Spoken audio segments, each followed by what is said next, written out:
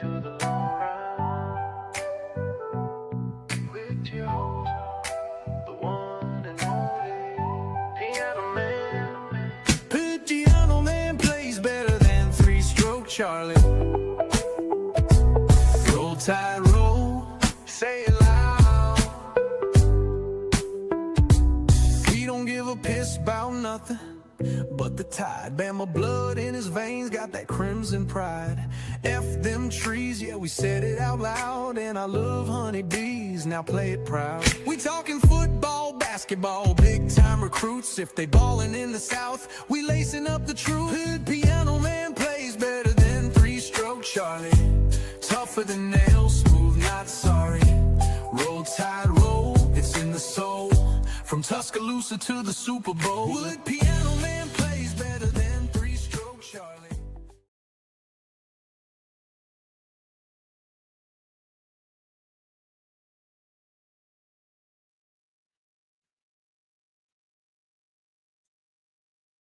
I hope y'all like the new look. I hope you like it. That's going to be look number one right there. Hey, welcome to the Long Run with Piano Man. I'm your boy. Just wanted you to see my new background. Thank you to my producer, Dwight, hooking the brother up and everything. I hope y'all like that and all that good stuff. Yeah, that's what's happening. That's what's up. That's what's up, everybody. Good to see everybody. Welcome, welcome, welcome. It's Talk Back Tuesday. With the Long Run with Piano Man, I throw my own self off. Woo. Me and William Bryan been in here singing Mr. Telephone Man. Something wrong with my line when I dial my baby number. I get a click every time. Yeah, buddy. What's up, everybody? Welcome to the Long Run. Hey, did you like the background? I hope you like it. Representing both my squads. You can see on your right now, I got the Alabama Crimson Tide. And on the left, I got the Pittsburgh Steelers. Yeah, I appreciate it, Keith. Thank you. Thank you, Stephen. Thank you. I love that background. I love it. Just trying to do some new things here. All that good stuff, you know, just trying to make it a lot more appealing. And you know, it's gonna be okay. And so we just like what we're doing, and you know, just love it. Just love it. Just love it, you know. Yeah. So this morning we're getting ready to get with the chat and everything. Here we go. Yeah, thank you. Yeah, thank you, Dwight. Thank you, my producer. I got the best producer in the world. Yes, I do. I got the best producer in the world. You know, after God comes Dwight. You see what I'm saying? God is the great producer, and after God comes Dwight. I got to give it to him right there. But here we go. Hey, let's go to the chat. Let's see who's here. I'm gonna start off with here we go. Good morning to this person. I'm just gonna, like I said, until I get some music for this person, she's gonna get this right here. Oh my God. What's up there, Anitra? Good morning, Anitra. Roll Tide to you. Stephen, here we go. He's here, folks. He's here. Y'all already know it. Stephen Hicks and the Voices of No Mercy. He and OG Gill and the No Mercy crew wishing you, with the exception of the Alabama Crimson Tide fans, we wish you nothing but the absolute worst. Good morning, Stephen Hicks, and Roll Tide to you. It's good to see you. To my GM Bino, good morning and Roll Tide, big brother. Good morning and Roll Tide to you, William Bryant. That's my dog. That's my dog. We've been in here singing Mr. Telephone Man early this morning. Something wrong with my line. She let the phone ring 20 times before she answered. Oh boy, that's bad. But now, William, we got a new outlook about that part. The reason it may ring that many times is because if she's that far away from the phone, it might take her a minute to get there. You know what I'm saying? And then you were talking about she huffing and puffing when she get there. Well, William, she probably out of shape. He probably out of shape, William. You know how it is. But anyway, Roll Tide, William. Good to see you, my man. Roll Tide. Good to see you. Good to see you. Who else up there? Keep Holcomb. Roll Tide, my man. Roll Tide, roll. What's up, bro? Good to see you, man. Good to see you. Glad you up in this joint. Yeah, good to see you. There's Bino, there's Stephen Hicks, there's Keith. All y'all up in here today. Y'all already know what the business fixing to be. Y'all already know what's about to go down. It's about to go down like right.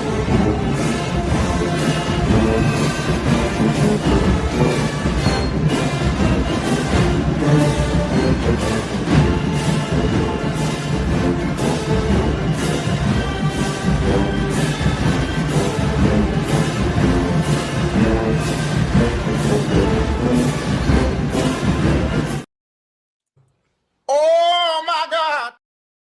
Yeah, y'all know who it is. It's Lady Latoya.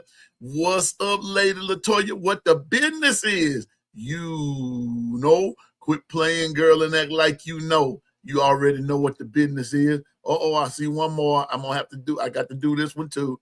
Here we go. Yeah. Wait a minute. Where you go? Where you at? Quit playing now.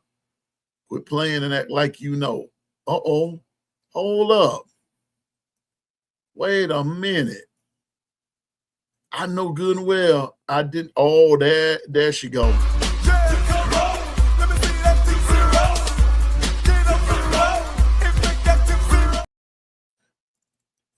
Y'all already know.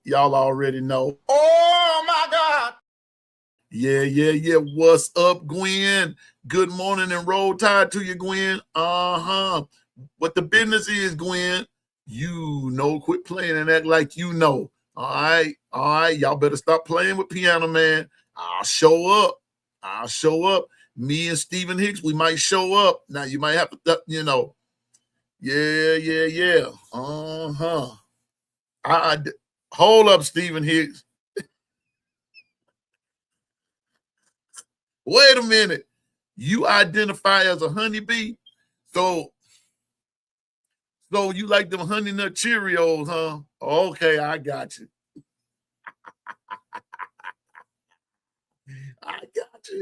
I got you, man. Good to see everybody this morning.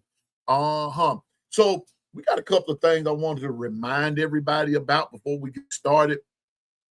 I would do it now, and I will also do it at the end of the show. And that's just a reminder that today is Tuesday. We will have two shows today. Dang, Steve. We will have two shows today. Hopefully, Lady Latoya will be on. So therefore, we're gonna make we're gonna see how this morning show flows and everything. But this evening, we're gonna be doing what we do and everything. Now, this evening we might not last as long because I do have an appointment this evening, but we still will have two shows today. Okay, so we will have two shows. The second thing I want to remind you of is if you have never ever made it to the Discord, please come to the Discord, the Long Run Discord, and everything. We had a good conversation going last night. We had Dr. Crystal, we had Icebox, we had Double A, we had the Bishop, we had myself. We were all on there. We had Susan on there. We had a good chat this morning. Speaking of this person right here, one person showed up last night. Here she is right here. What? Bro, what are you talking about, man? Oh my God. Yeah, y'all know who it is. It is none other than Double A. Good morning. Roll tide to you, Double A. What the business is, Double A? You quit playing. You better quit playing. You better quit playing and act like you know. You better quit playing and act like you know up in this joint. Don't have me come. Y'all playing with me. Yeah, well, you know, Double A. You know I know what the business is. Don't have me tell it on the air. Don't have me tell it on the air now. Don't none of y'all want me to tell it on the air, because when I get to singing, I don't stop till all four verses and the chorus being sung twice is told. Okay, William, amen. But if you get a chance to listen, still listen, and on during the second show. And if you don't, be sure and tune in, hit that like button. Let's make sure we like, share, subscribe, and tell others and everything. But still come to the Discord. We be having a good time over there, especially the times that I'm able to get there, we're there. But if not, Bishop is there, Governor's there, Lady Latoya's there, somebody from the Gumbo Chefs is there. Now, I saw something on there this morning, in the chat this morning, where Stephen made the statement. He said, y'all can have that gumbo mumbo, so however he put that, just give me a good steak. And I understand that, Stephen. And so one of these days we're gonna have steak day for Stephen. But I'm with you, Stephen. Make mine, and don't get me wrong, I like different cuts of steak, but my favorite cut is a good old porterhouse. I'm with you on that. Whoever said about the porterhouse, you know your steak. That's top line that's top line eating that, man. Yes, sir. The Discord, the Discord is where it's at. Stephen Hicks be over there, William be over there, Icebox is over there. I want to see everybody come over there, okay? And it's laid back. You know what I'm saying? We don't get into no argument or anything. Last night we were talking about Bigfoot. Stephen, you sort of missed it last. We were sort of talking about Bigfoot last night, but we was also talking about something else, which I'm not going to get off into. You have to be on the Discord. But anyway, yeah. Oh gosh, yes. Ken the Bama fan, roll tide, man. Roll tide. Oh yes, man. Porterhouse over the ribeye. Yes, sir. Yes, sir. Give me a porterhouse. Yes, sir. Give me that porterhouse sitting up there looking at me like new money. That's right. So we're gonna have steak day. We're gonna take some time out and have steak day for Stephen. Okay, we Gumbo's gonna always be there, but we're gonna have steak day for Stephen. All right, we're gonna have steak day for Stephen, and bring your steak, however you like it. Medium rare for me, please. Medium rare for me. All right, I want my medium rare. That's what I like. So anyway, but don't forget about the Discord. Like, share, subscribe. Now, here's the other thing that I want to remind everyone, and everything we are thinking about, and we've sort of kind of shot it out there, that we would love for, I would love to meet on September the 5th at the first ball game. Now, when we get the time, we'll talk about that as we go, and everything about the timing of the game. We don't know. They have not released the time. At least I haven't seen it. And so, but how I normally do, I get my tickets from SeatGeek, and what I would do is, the way I do is I just go ahead and order tickets, and just if you're planning on going and everything, especially those who are in the Tuscaloosa area, thereby, let me know, and we'll get your monies and we get your tickets.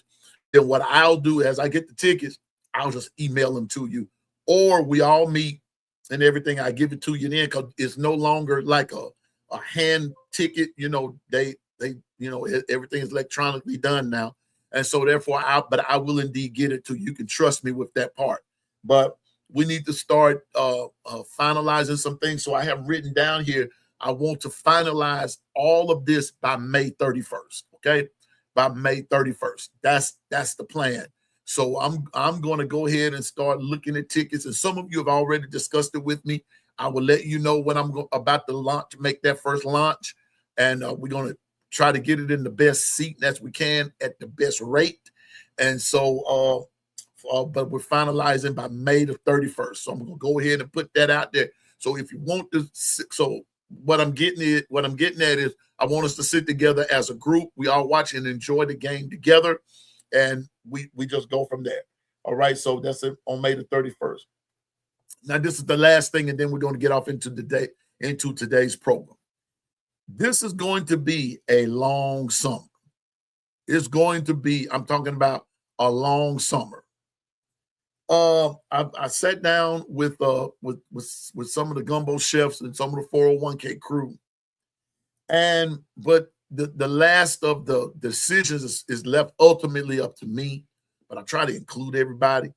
But as we get closer to the ongoing of the fall camps and opening games and all that kind of stuff, as far as the summer goes, we're not going to just discuss Alabama football every day.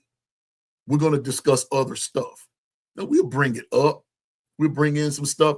And then as the news breaks, we'll make sure that everybody gets news. But we will be discussing different topics. Now, don't get me wrong. Hear me again. We will be bringing some things up about Alabama, but not every day. We're not going to just sit down and talk about the offense, the defense, this, that, and the third. Because, see, when it's all said and done, you're going to be coming back to the same place. That gets boring. But we'll be talking about other stuff. We'll be talking about other teams. We'll be talking about other conferences. We'll be talking about other topics. Now, here's the catch. Now, when it talks about these other topics, religion, politics, and sex is off the table. We're not talking religion, politics, and sex. We'll talk about anything other than that. But those three specifics, we're not doing. It's because some folks don't know how to handle themselves. But anyway, we're going to be talking about other stuff. We're going to be talking about, we might talk about cooking. We may talk about fashion. We may talk about a lot of other stuff along with Bama football. You see what I'm saying? Along with football. We may talk some baseball. Governor is a baseball guru. We may talk some baseball.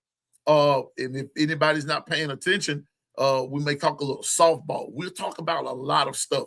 But this summer is long, and so I don't want to run out of stuff to talk about. And so we're going to, you'll see this morning, and that's through the day. You'll see exactly what I'm talking about, how this is going to pan out. So we're going to have a great summer. We're going to have some great fun and everything. I don't know what's going on with the Gumbo Chefs today, but y'all know me, piano man, to keep it moving and everything until the Gumbo Chefs get there. But 130 days, y'all, and we rolling. 130 days, we rolling.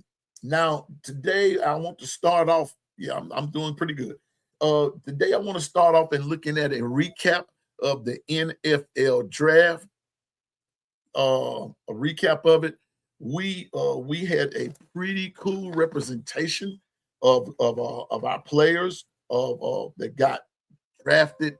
Now so far, this is what we have going into the 2026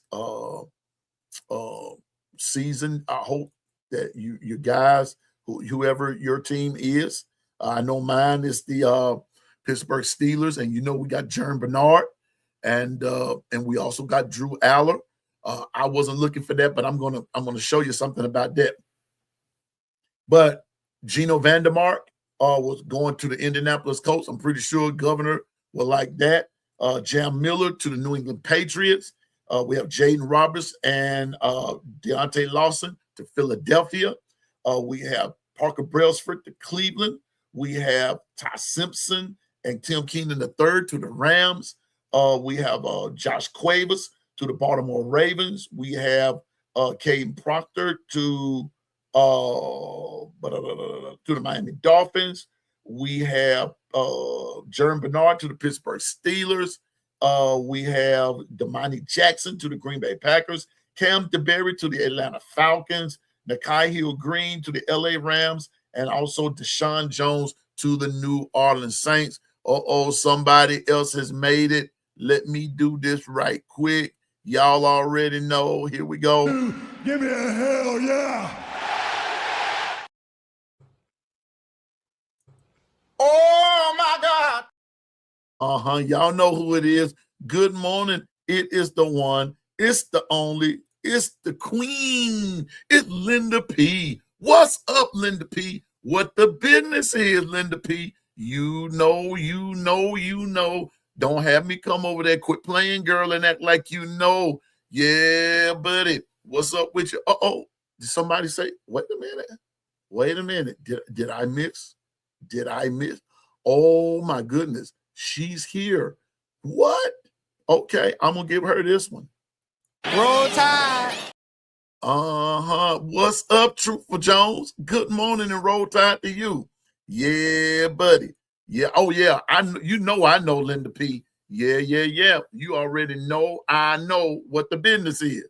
Yeah, but it seems like I'm missing someone off of this list. I'm gonna go back through it again. Gino Vandermark to Indianapolis, Jam Miller to New England, Jaden Roberts to Philly, Deontay Lawson to Philly, Parker Brailsford to Cleveland, Ty Simpson to and Tim Keenan III to the Rams, along with Nakai Hill Green to the Rams, Josh Cuevas to the Ravens, Caden Proctor to Miami, Jerm Bernard to Pittsburgh. Whoop! Damani Jackson to Green Bay, Cam DeBerry to Atlanta again, the Kai Hill Green to the Rams, and Deshaun Jones to the Saints. It seems like I'm missing somebody. It seems like I am missing somebody. And if y'all can help me out with that, I will be most appreciative. I'm gonna see if I can't pull it up right here. Seems like I'm missing. It seems like I'm missing some.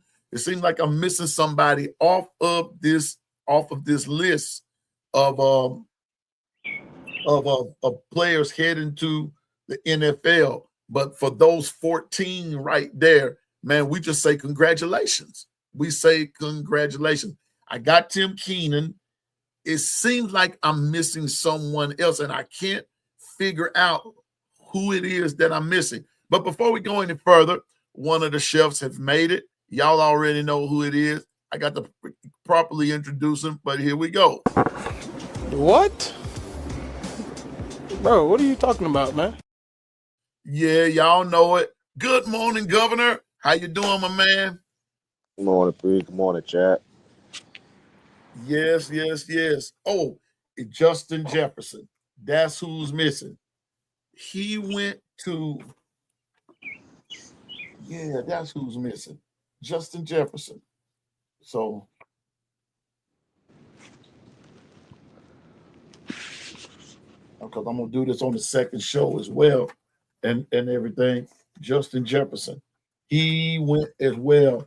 And so we elated about these guys doing what they do, being drafted, and whether they were drafted by the through the selection process, or whether they went via free agency as an undrafted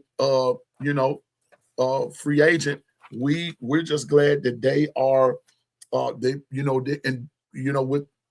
with the team and everything. But Governor, let me ask you this. Out of all those that I named and that you heard, how do you think the guys, you see how they went? And if I need to recap it, I will. Vandermark went to your Colts, a good lineman. Jam Miller went to New England. Jaden Roberts, Deontay Lawson went to Philly.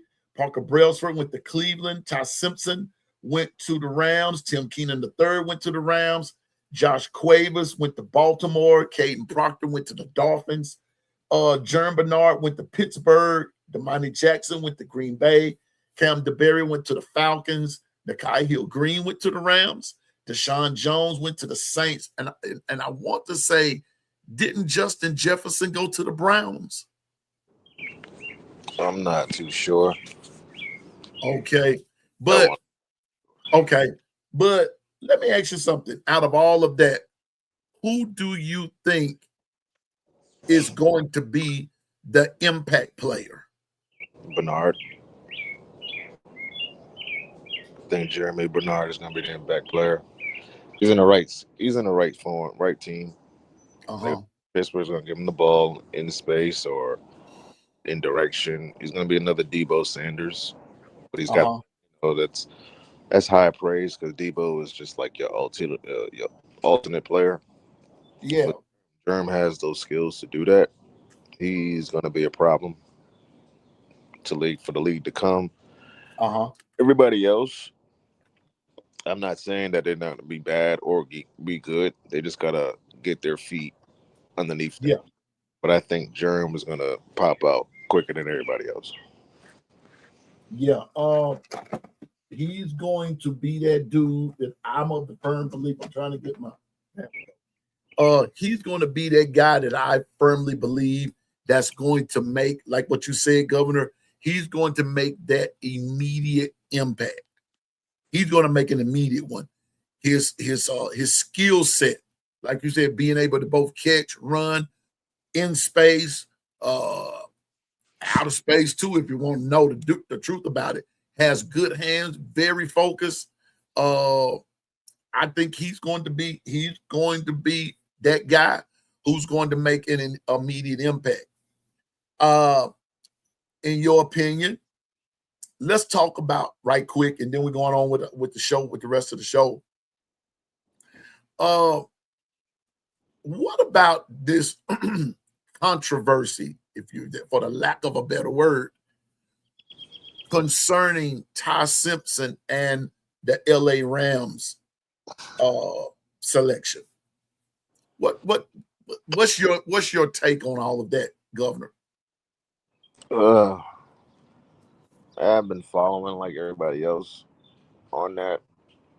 I would say people don't put too much high expectations so quickly. Because when you put high expectations, you expect immediate success.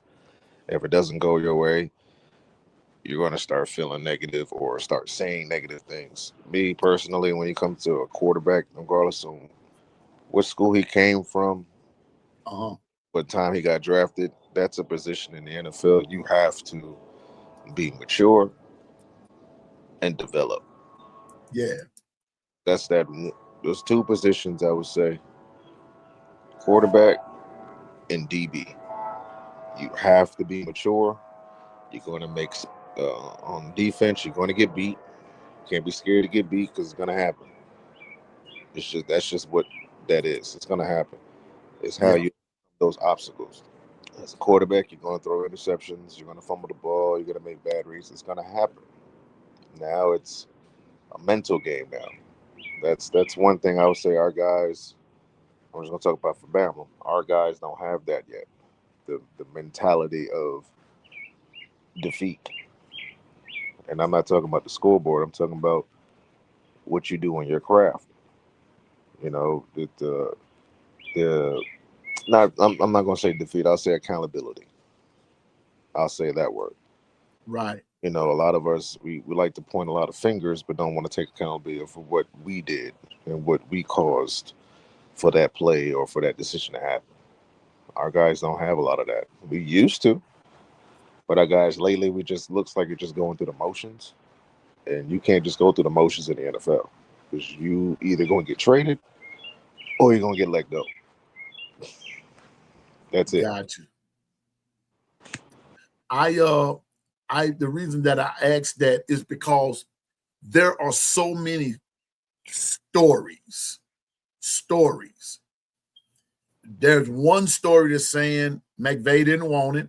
There's another story that's saying it was all an act that they hit. And there's a story that's out, and Ty Simpson has even said himself that they had already met with him and that they had to play their hand in getting him, and that they also let Matthew Stafford and Stetson Bennett, who, by the way, has been in rehab.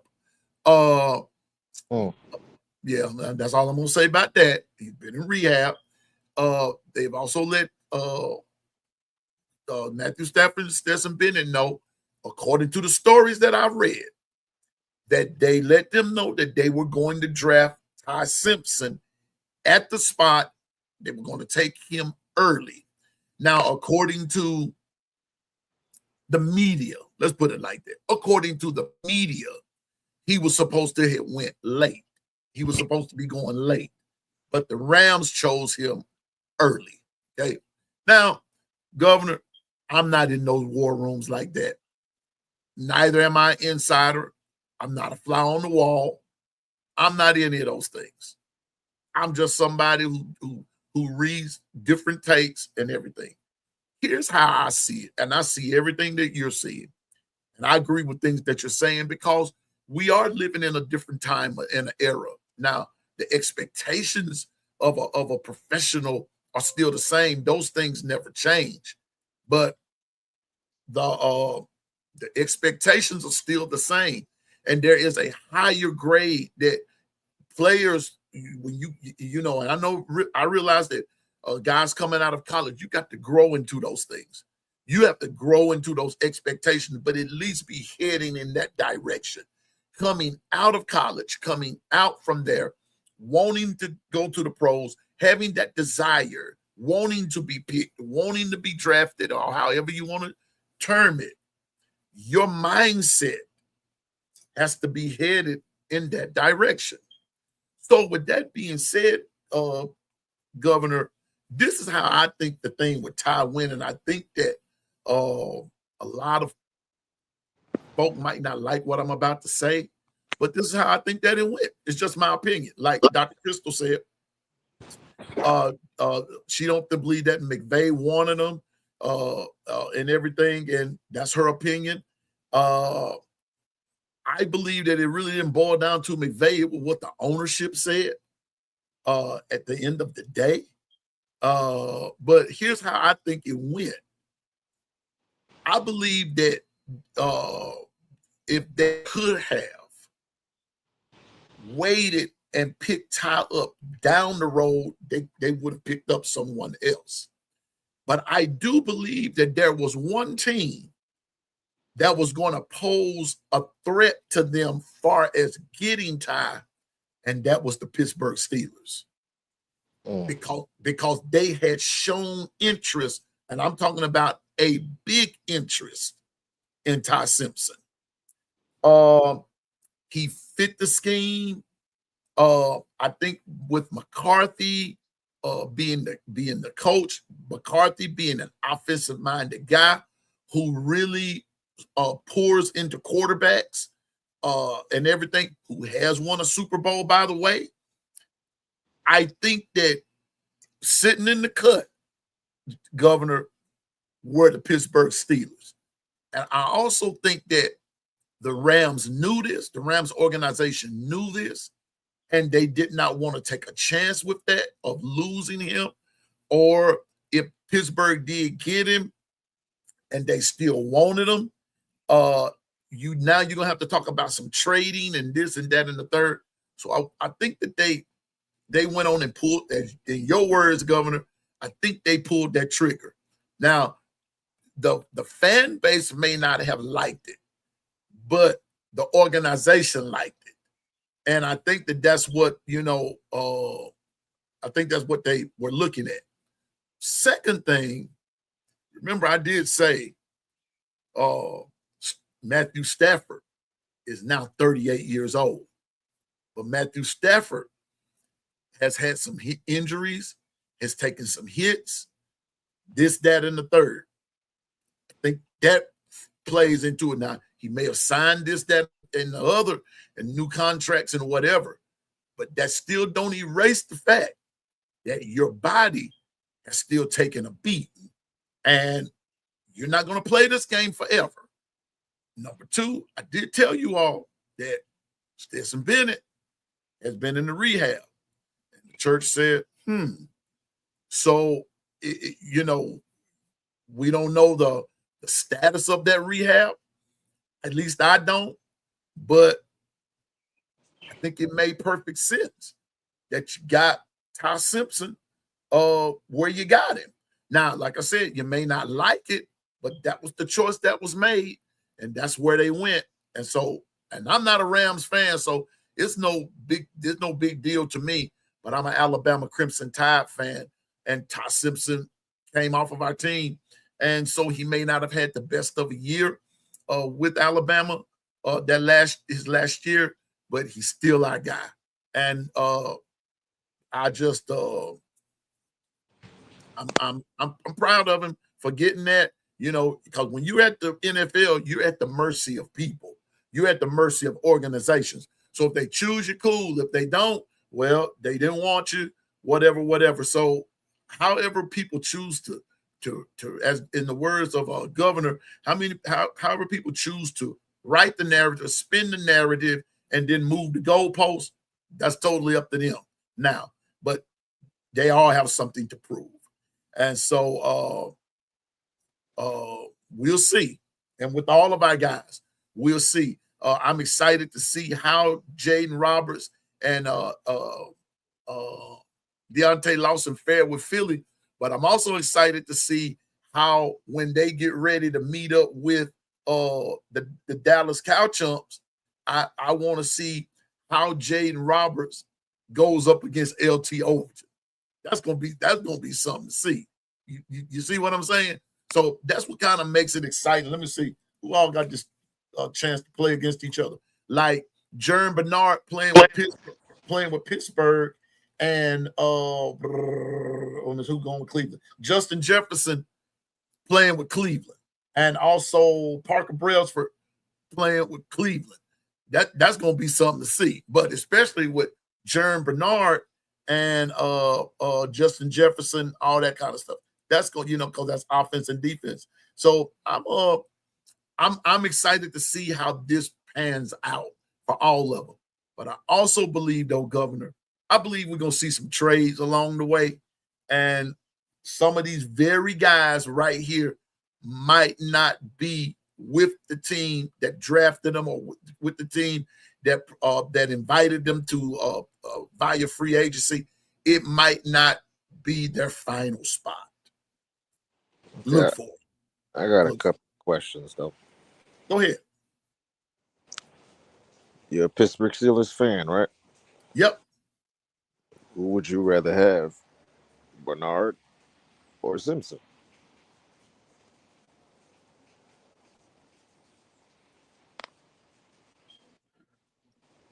One was the first round, the other one was what, a second rounder? Uh-huh. Okay.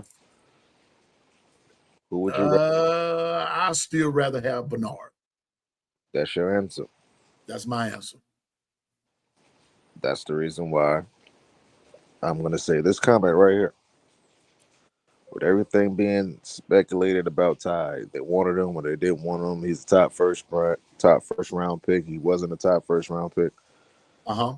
Is Simpson going to be the guy to actually come into the room and demand respect?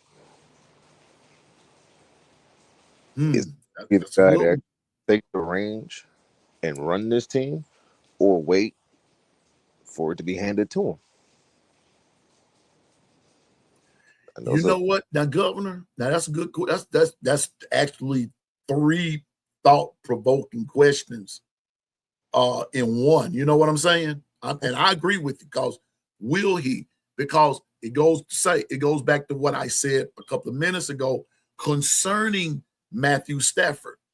Matthew Stafford is, like I said, 38, but he's taking a beating. And can Ty Simpson go in today, like what you said, and command a particular respect? And you know my answer? It's just a hypothetical. Can he?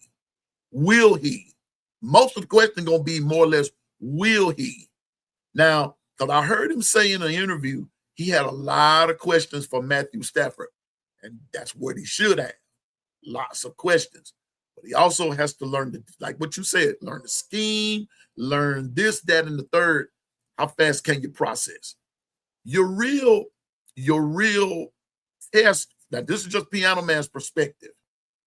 Your real test is not against Matthew Stafford because he is the starter. But your real test is going to be up against Stetson Bennett, who's the backup. Now, that's where your competition begins, because you're not going to beat Stafford out unless something goes tragically wrong. You know what I'm saying? But it's going to be against Stetson Bennett, because now you're trying to get the number 2 rep. That's all I'm saying. So will you step in there to be the number 2 guy for right now on your way trying to be number 1? That would be my question. Can you step up to that point like that? That's all I'm saying.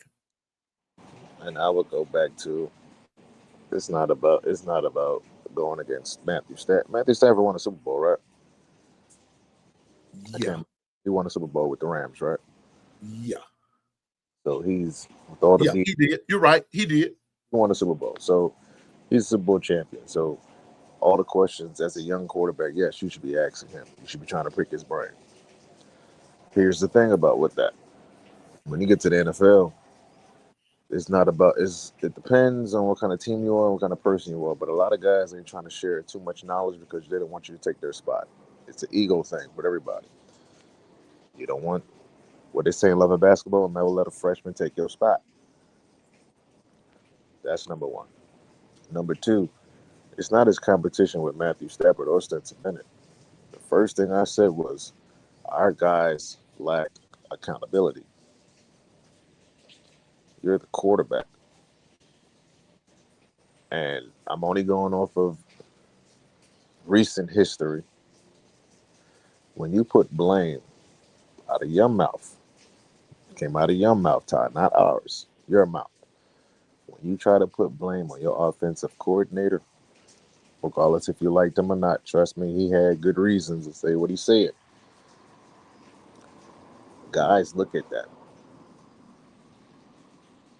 Grown men in that locker room is going to look at that.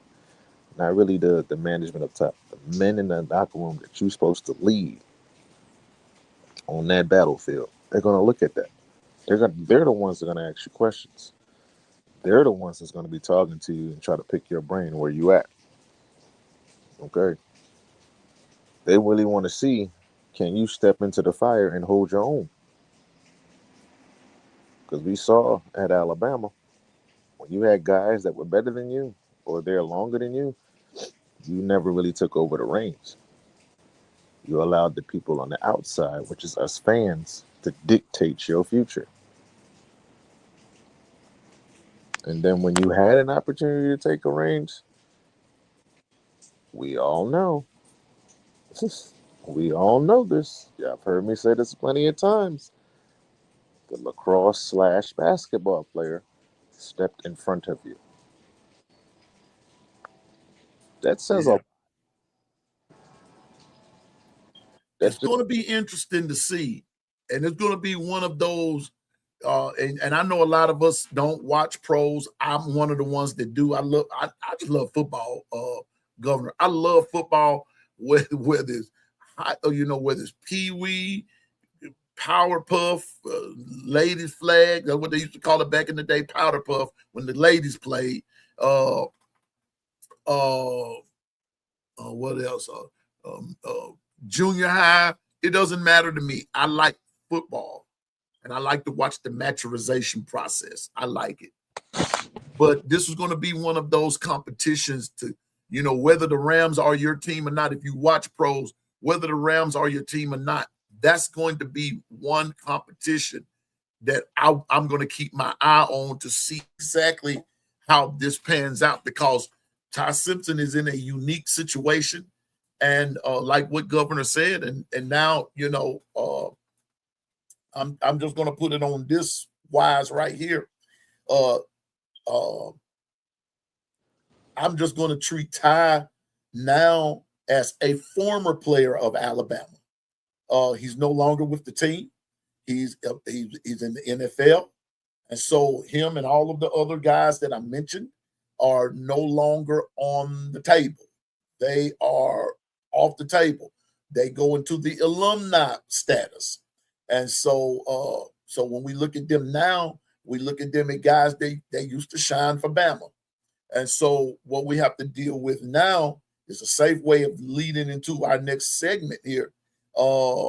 We have to deal with them now of what they used to do at Bama versus what they're going to do with their present team, which also means now that when we look at Alabama, we have to deal with who we have now. And so my shout out to all those guys, 16, Governor, 16 guys from Alabama. in the league right now. We might not look as dominant as we used to, but like you said one time, still important. People still coming for whatever the reason. They're still coming. So just saying. But Ken, a Bama fan, I hear what you're saying, but when it boils down to it, I'm not saying Stetson Bennett is on the team whether a person like it or not. See, that's how I view it. He's on the team. He's a value. He's a part of the process and everything. Now, it's not like Stetson is setting the world on fire, and we all know that. But the fact of the business is he's still on the team. Now, we don't know what all Stetson is doing. All we're doing is saying he's been in rehab, and we all know why. I'm not going to get off into that. I'm not going to touch that. But he's still on the team. Now, Jimmy G is there, and we know why. Because Stetson wasn't reliable. I'm going to leave Stetson out of that. Jimmy G is there because they wanted him to be there. Okay? All the other stuff doesn't even matter. Now, when it boils down to it, the way I see it, when Ty Simpson takes that field, he's not in a competition with Aaron Rodgers. My mind on Pittsburgh. He's not in a competition with Matthew Stafford. He's not even in a competition with Jimmy G. Jimmy G is on his way out. That's already been said. But when it comes down to competitive play, getting time and getting the reps that he desires, he's still going to be in a competition with Stetson Bennett. Like it or not, he's still going to be there. And don't think for a heartbeat that Stetson Bennett ain't going to come out and try to ball out. Why? Because as they will say, there's another dog on the yard. There's another dog on the yard. Whether that dog has fight in him or not, we really don't know. There's that, and so they're going to look at him as a threat. So Stetson Bennett, Ty Simpson is either going to bring out the best of Stetson, what he has left, or Stetson just going to fade off into the sunset. That's up to Stetson. That's all I'm saying. So you just can't say, that don't act like Stetson has been on someone that they can count on. That's not even the issue. He's still on the team. He's still there. And so I don't discount anybody. Because lightning can strike in the bottle once every now and then. Flash in the pan can happen. So you don't know. So that's all I'm saying. Ty has his work cut out for him. He has his work. And as Governor just said, words carry. Words have meaning. Words have context. And yes, they heard that. They heard what he said. Now, even though it's all in the past, he's no longer a player at Alabama, but he referred back to something and he said this and how they took it. Now, that's totally up to them, however. But all I'm saying is that competition between he and Bennett, that's going to be a good one because Bennett's still part of the team. It's just that simple. Why we keep deflecting, man? Why we keep pleasing these people? Why not just out? It's like, why we keep pleasing them? The elephant in the room is Ty was drafted in the first round at the number 12 pick, bro. Yeah. When have we really talked about a number 12 pick that was drafted as a quarterback? The conversations about, they didn't want him. Did they want him? Did not want him? Did they meet with him? Why are we not talking about his play? We talking about everything else but his play. That tells me a lot, bro. Yeah. That's just me. I don't know about everybody else in the chat, but that's just me.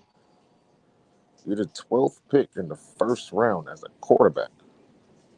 We shouldn't be talking about nothing else but how quickly you're gonna be on this field. That's the only thing we should be talking about. It's not like you went in the third round, the fourth round, or even the second round. You went in the first round at the number 12 pick. Some say that's very high. Okay. Well, are we not talking about his play? We talking about other things than his play. That should be your answer right there. And I'm not saying that Ty is a bad person or he's a terrible player. I'm not saying that. What I'm saying is they're telling you exactly what it is. They don't trust him. They picked him. I'm just gonna be open today. They picked him out of either fear of not getting a quarterback in the first round or pity because of the fans that were calling for his name.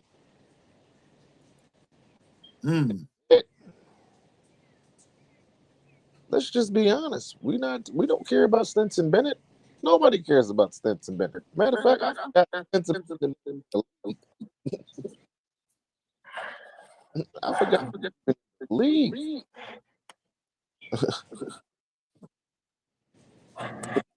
Like, what are we talking about right now? All I'm saying, though, Governor, from a standpoint of what I said, the Steelers, the Cardinals, they were after him. They made it known they were after him.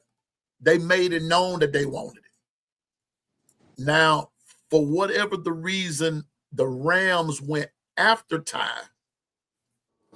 and there were other draft picks up there of other things that they may need it. Like I said, we're not in those war rooms. We're not there. But if you were talking, I'll put it to you like this. It's something about his play that probably they did like, and like Coach Carl said, could it be they drafted him off of potential? Everybody get drafted off of potential.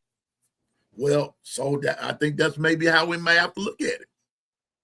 I mean, that's not taking away what you're saying, but all I'm saying is that when they drafted him at 13th. They drafted him at 13th. 13 or 12? 13th, because Caden Proctor went first. Okay. Yeah, Caden Proctor went first. I found okay, let me just put it this way. This was not the best quarterback class. No, it wasn't. It was a horrible quarterback class. It's funny, Governor, that we're sitting up here talking about this and still nobody talks about Mendoza. No. And he went first. Mendoza, Heisman Trophy winner. Mendoza, Natty winner. Mendoza, Natty MVP. And yet, who's the most talked about quarterback in this class? Two of them, Ty Simpson and Drew Aller. Ain't that a kick in the head? Enough said. But quick question. I'm just going to be honest with you. I'm going to ask you this quick. By naming all three quarterbacks, do you think they could have waited? Do you think all three should have got drafted in the first round or higher? Or do you think that they could have got them at a lesser pay? Oh, that's a good one there, Governor, because you know what the crazy part is? Drew Aller really went real late. Drew Aller went real late. He did. He went late. And that's it. But let me do this right quick. He's made his arrival, everybody. It's the man. It's the myth. Let me do this. I got to get it. It's the man with the vibe. Here you go.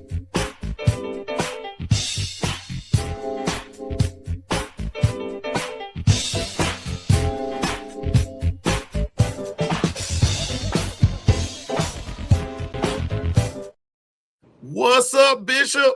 What's going on, everybody? What's up, Bishop? Oh, hey, I can finally make it through.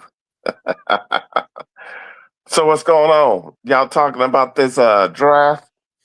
Yeah. Now, wait a minute. Hold up. Yeah. Now, what's up, Jacob Arthur? Mendoza was the only quarterback in this class, respectfully. Wow. No, I wouldn't say that. I wouldn't say that. Listen, Governor and Bishop, check this out. Now y'all know I keep my radio on, sports radio, like 24/7. Only time it's not on is when I'm on here, right? All right. I heard Colin Cowherd say the other day he named 12 quarterbacks. Now they're all in the pros now, but he named 12. He said that if I threw Mendoza in there, they're all better than Mendoza. He said that. And Bryce Young was one of them. Is he lying? And he's not lying. No. There you He's go. not lying. Good morning, Icebox. Roll Tide, brother. Great show. Great rapping with you last night, man. But Y'all be visiting in the Discord. Oh yeah, man, it got crazy up in there last night. But Mendoza is the only quarterback in this class, respectfully, and I'll respectfully say I don't think so. But I'm going to say this. What's up, Curtis Ellison? But Ty is in the best situation out of the two.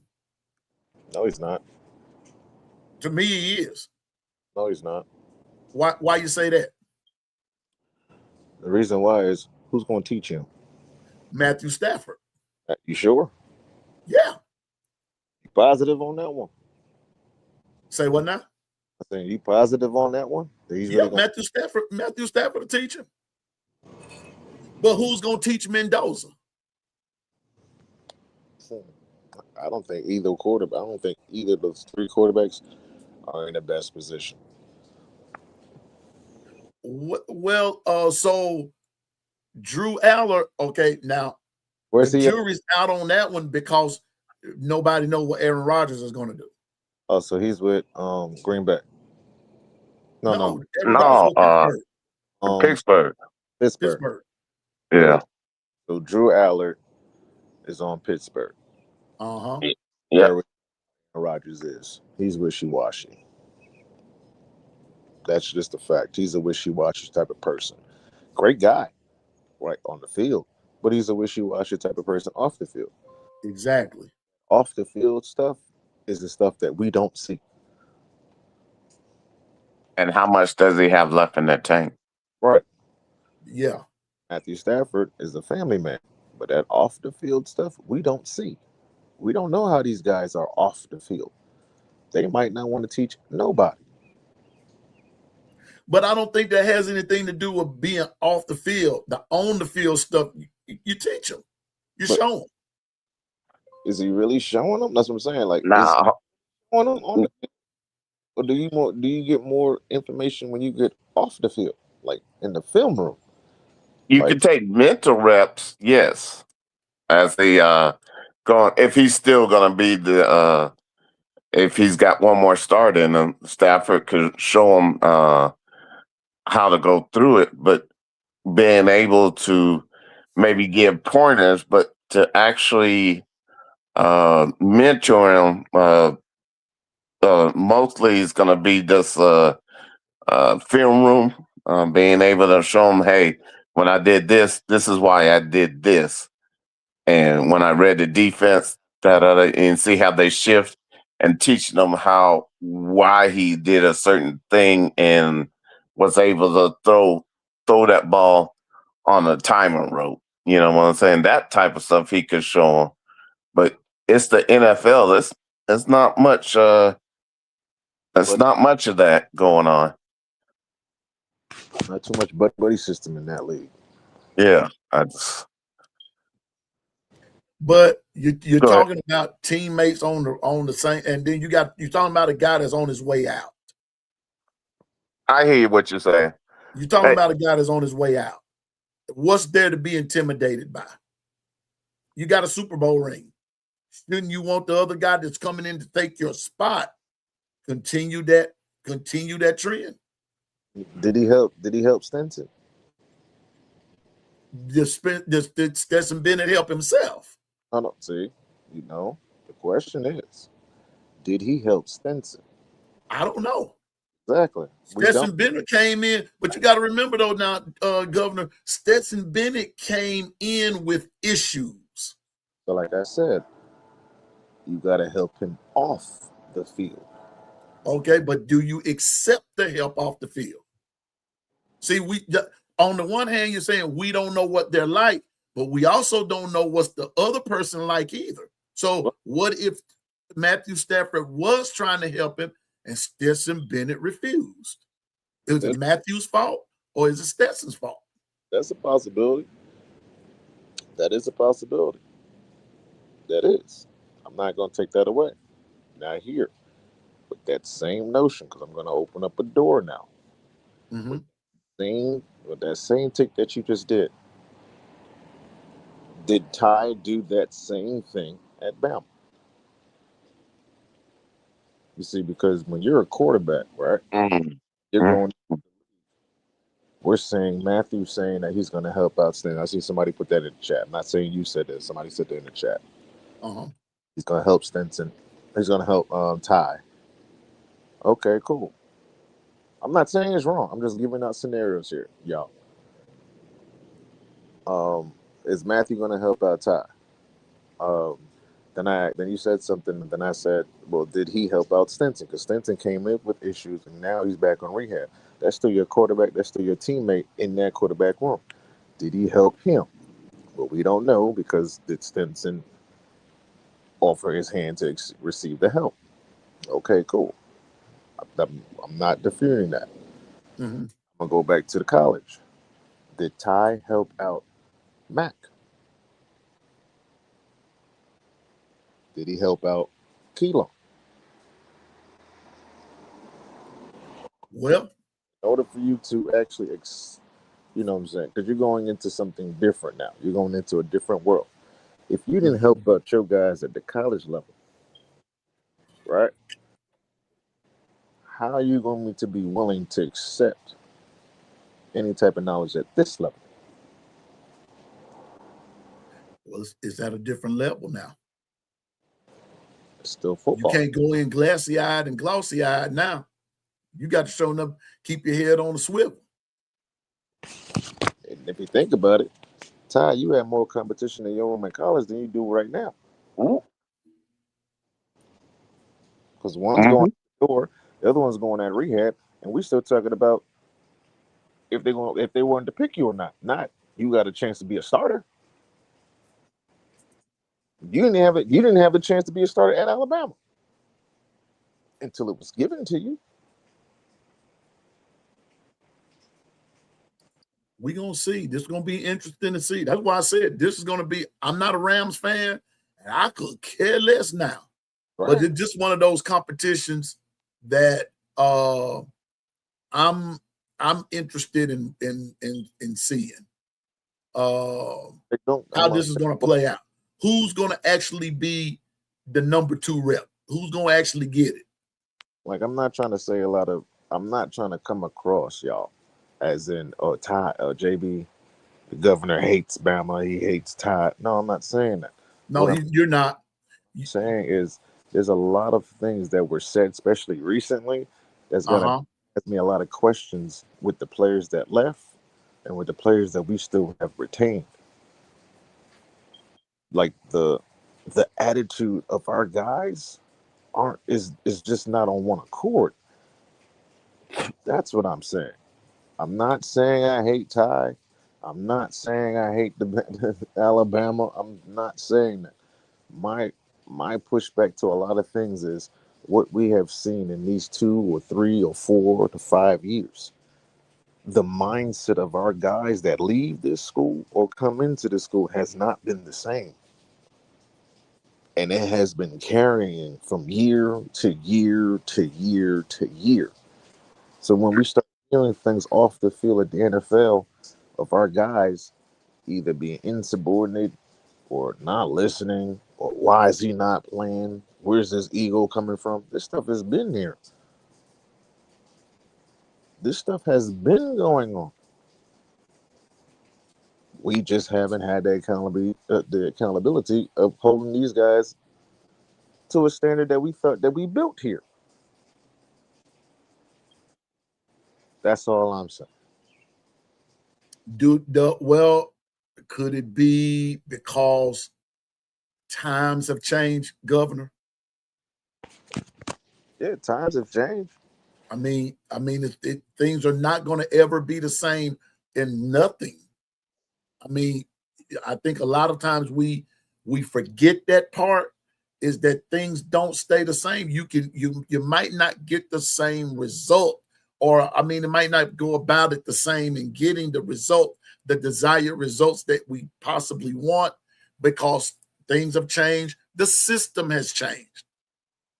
But yo, And why? so we might not be able to get it. I mean, we refer back to the GOAT with Coach Saban, but things were quietly changing even when he was there. I'm just saying. So, but I'm in agreement with you when you say that you're not bashing anybody, so I don't want nobody to think that. But all I'm saying is that I think that because of the time, the changing of the time, the changing of the rules, the changing of this, the adding of this, the adding of the other, you're going to get different results now. And how you're able to do things and how you're able not to do things. You can't do this, you can't do this, you can't say this, you can't say that, this, that, and the third. And some things go way back to some things that are even out of the coach's control. You just got a conglomeration of things going that's now that you can't expect what you had going 10 years ago. It's not going to happen now. Yeah, It's not going to happen. mindset of a lot of them, a lot of us, has changed. Your why should never change, because that's your why. If I'm gonna hear rants about it's Bama versus the world and everything like that, since when did we start following other rules? Then we make up our own rules. Bama follows the rules. Yeah, Because just like I've been saying, people been saying for years, and I'm glad you brought that up about following rules. People have been alleging for years that Alabama's been paying players. Alabama's been doing this. Alabama's been doing that. Alabama has broken all of the rules. But like I tell them on different talk shows and different social media venues that I be on, I need you to come with documented proof. Documentation. Bishop says it every day. Documentation beats conversation. When you can come with documented proof that Alabama has done these things, that they have broken the rules, this, that, and the third, then I'll believe you with a notary public stamp on that. I'll believe it then. But until then, it's just strictly conversation and opinion. And for those that really don't like Bama, it's you're just saying the rules have been broken because Saban was able to get the top guys because that's who they wanted to play for.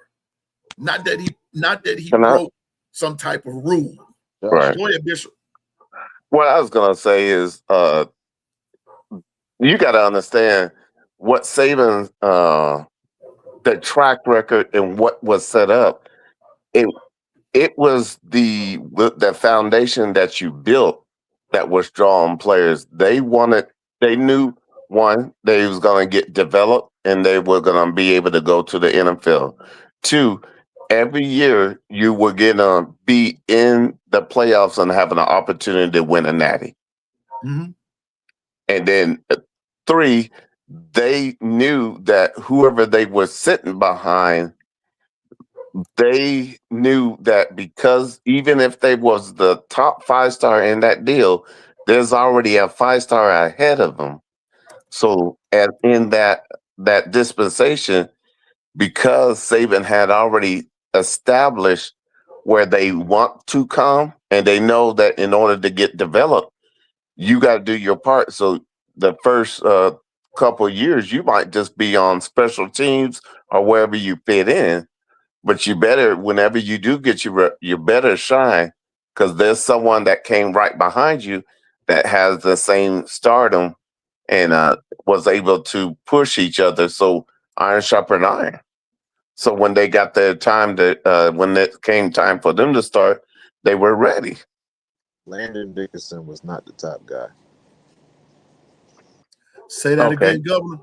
Landon Dickinson was not the top guy. He transferred in from Florida State. Jacob Coker was not the top guy. He transferred in from Florida State. Josh was not the top guy. Three-star running back. Adrian McCarron was not the top guy. Yeah, and you're definitely going to have one-offs, Governor. I definitely understand that. But for the most part, I guess I'm glad you said that.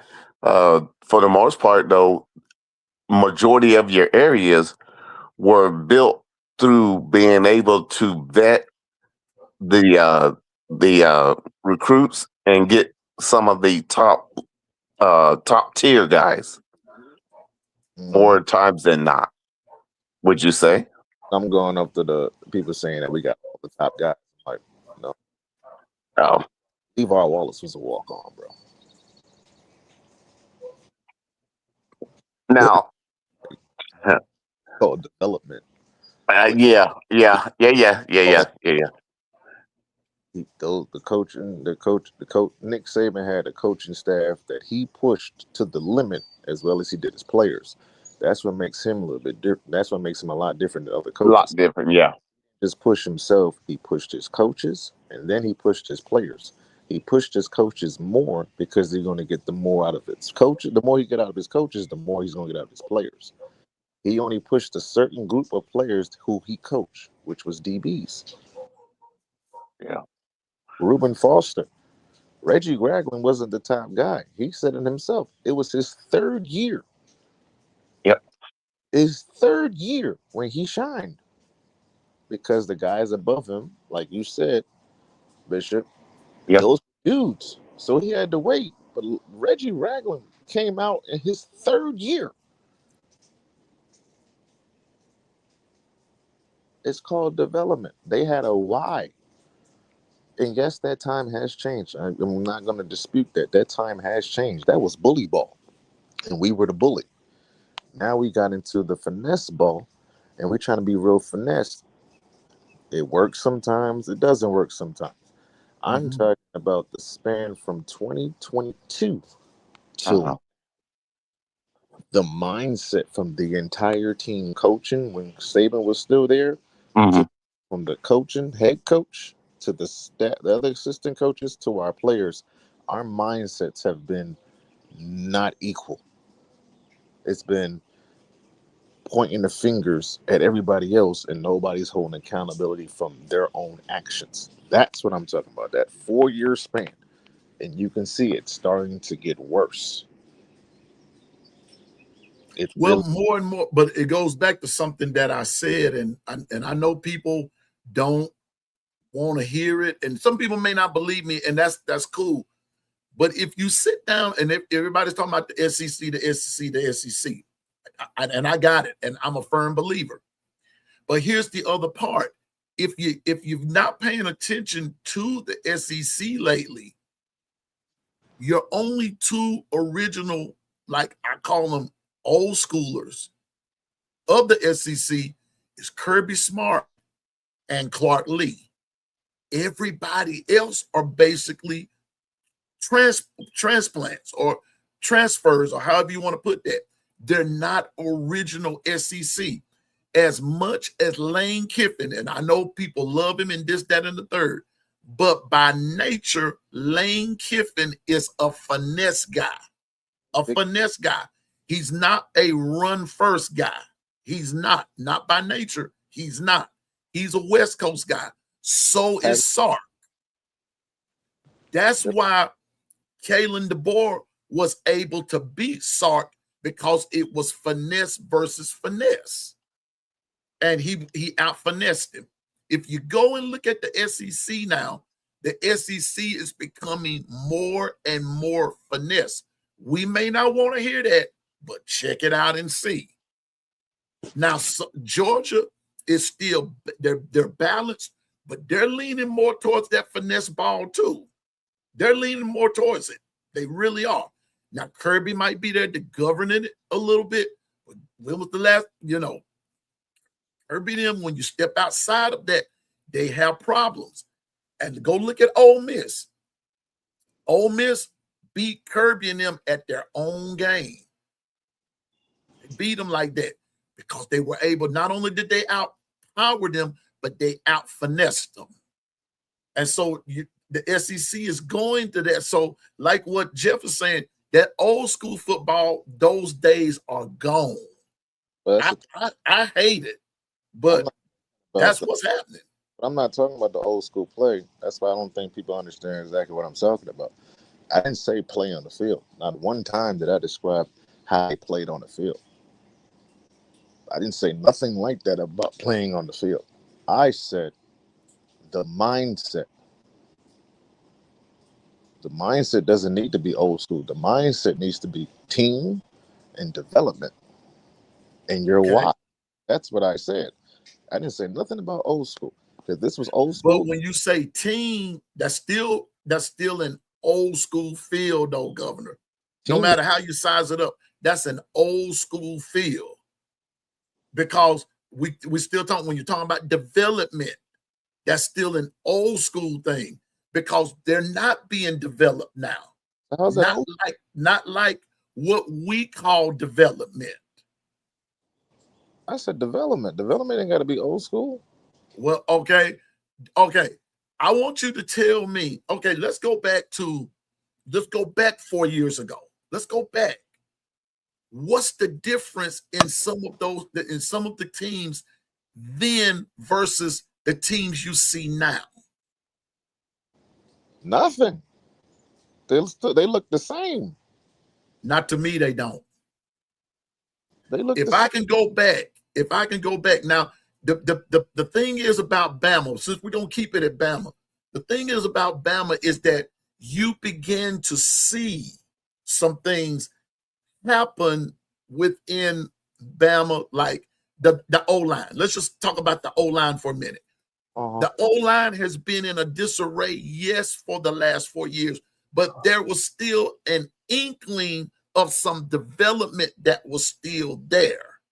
It was still a little bit that was there. Now, the last couple of years, it's like you don't even see the inkling, because now you see more rotation. Rotating in, rotating out, and can't nobody get no continuity. Well, you wasn't doing that 10 years ago, Governor. That's part of the development that I'm talking about. That's the mindset that when I talk about development, I'm talking about you being able to secure a spot. That spot is mine until I get injured and can't play. Because I've taken what I've learned and I've honed my skills and I've proven that I'm that dude. So that's development. So development. Okay, are you talking about development from a player working on his craft, or are you talking about development from like a coach teaching a player? I'm just trying. Once the coach has taught me, it's up to me to apply it. Okay, so that's what I'm talking about. If JB is my coach, if Governor is my coach, and Governor has said, P, this is how you do this. You can tell me all day. Governor is going to sit back and watch and see how P is executing what has been taught. You grab me by my jersey. You grab me by my face mask. You grab me by my butt pad. You've done all of this. You've gotten down. You put your hands in the dirt.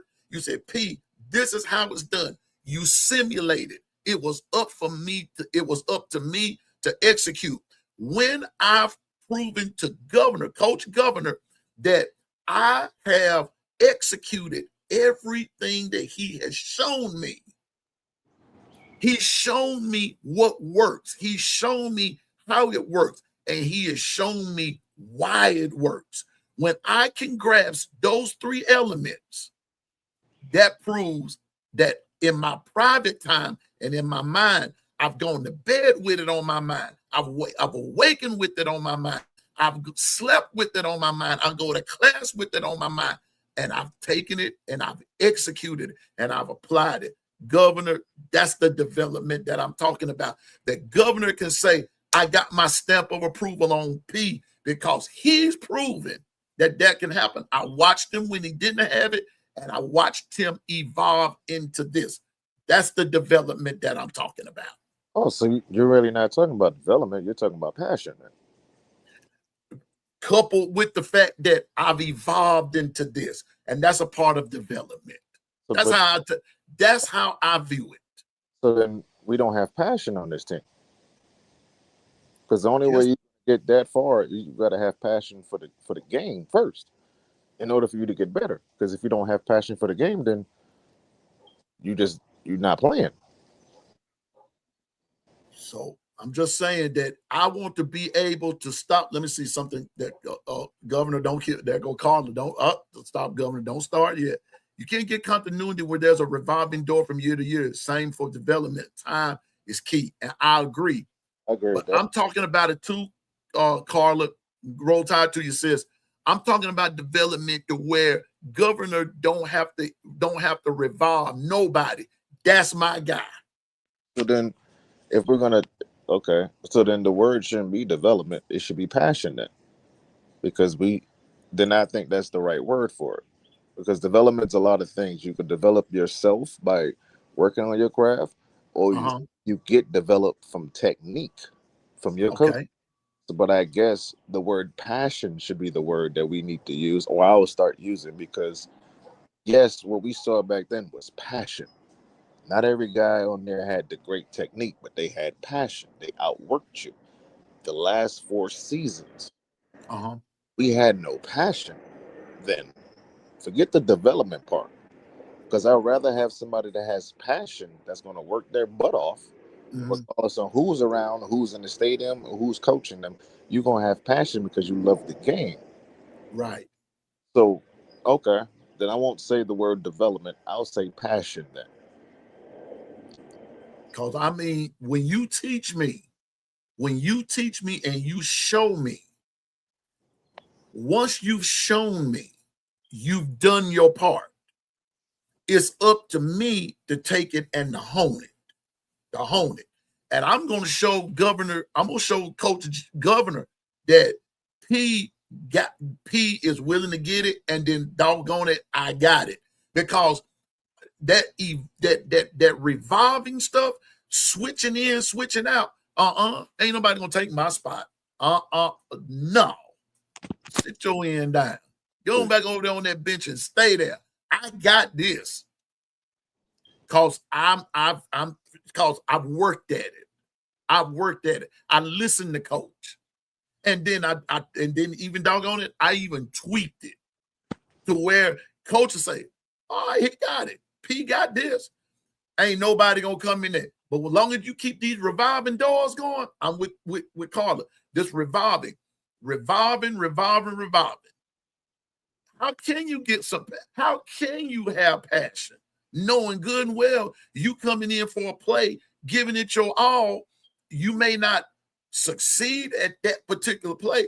But like Coach Saban said, are you able to take that play off and live the fight for the next play? But if you steadily being pulled because you messed up from a play, you can't get no continuity. And the line can't get it. And the running backs can't get it. And the wideouts can't get it. And shucks, the quarterback definitely ain't going to get it. That the only thing that was consistent about the line was the center. Everybody else was being shifted and everything. Because how can you develop passion? How can you have passion when you're not even given a chance? Now, that's how I see it. And that's what it looked like. And this year, it can't be that way. That's just how I see it. I could be wrong, but that's how I look at it. That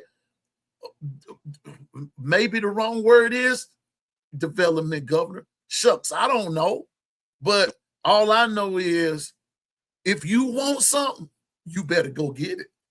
Only reason why I say the word passion is like us fans, because we're still fans at the end of the day. We talk realistic, but we're still fans.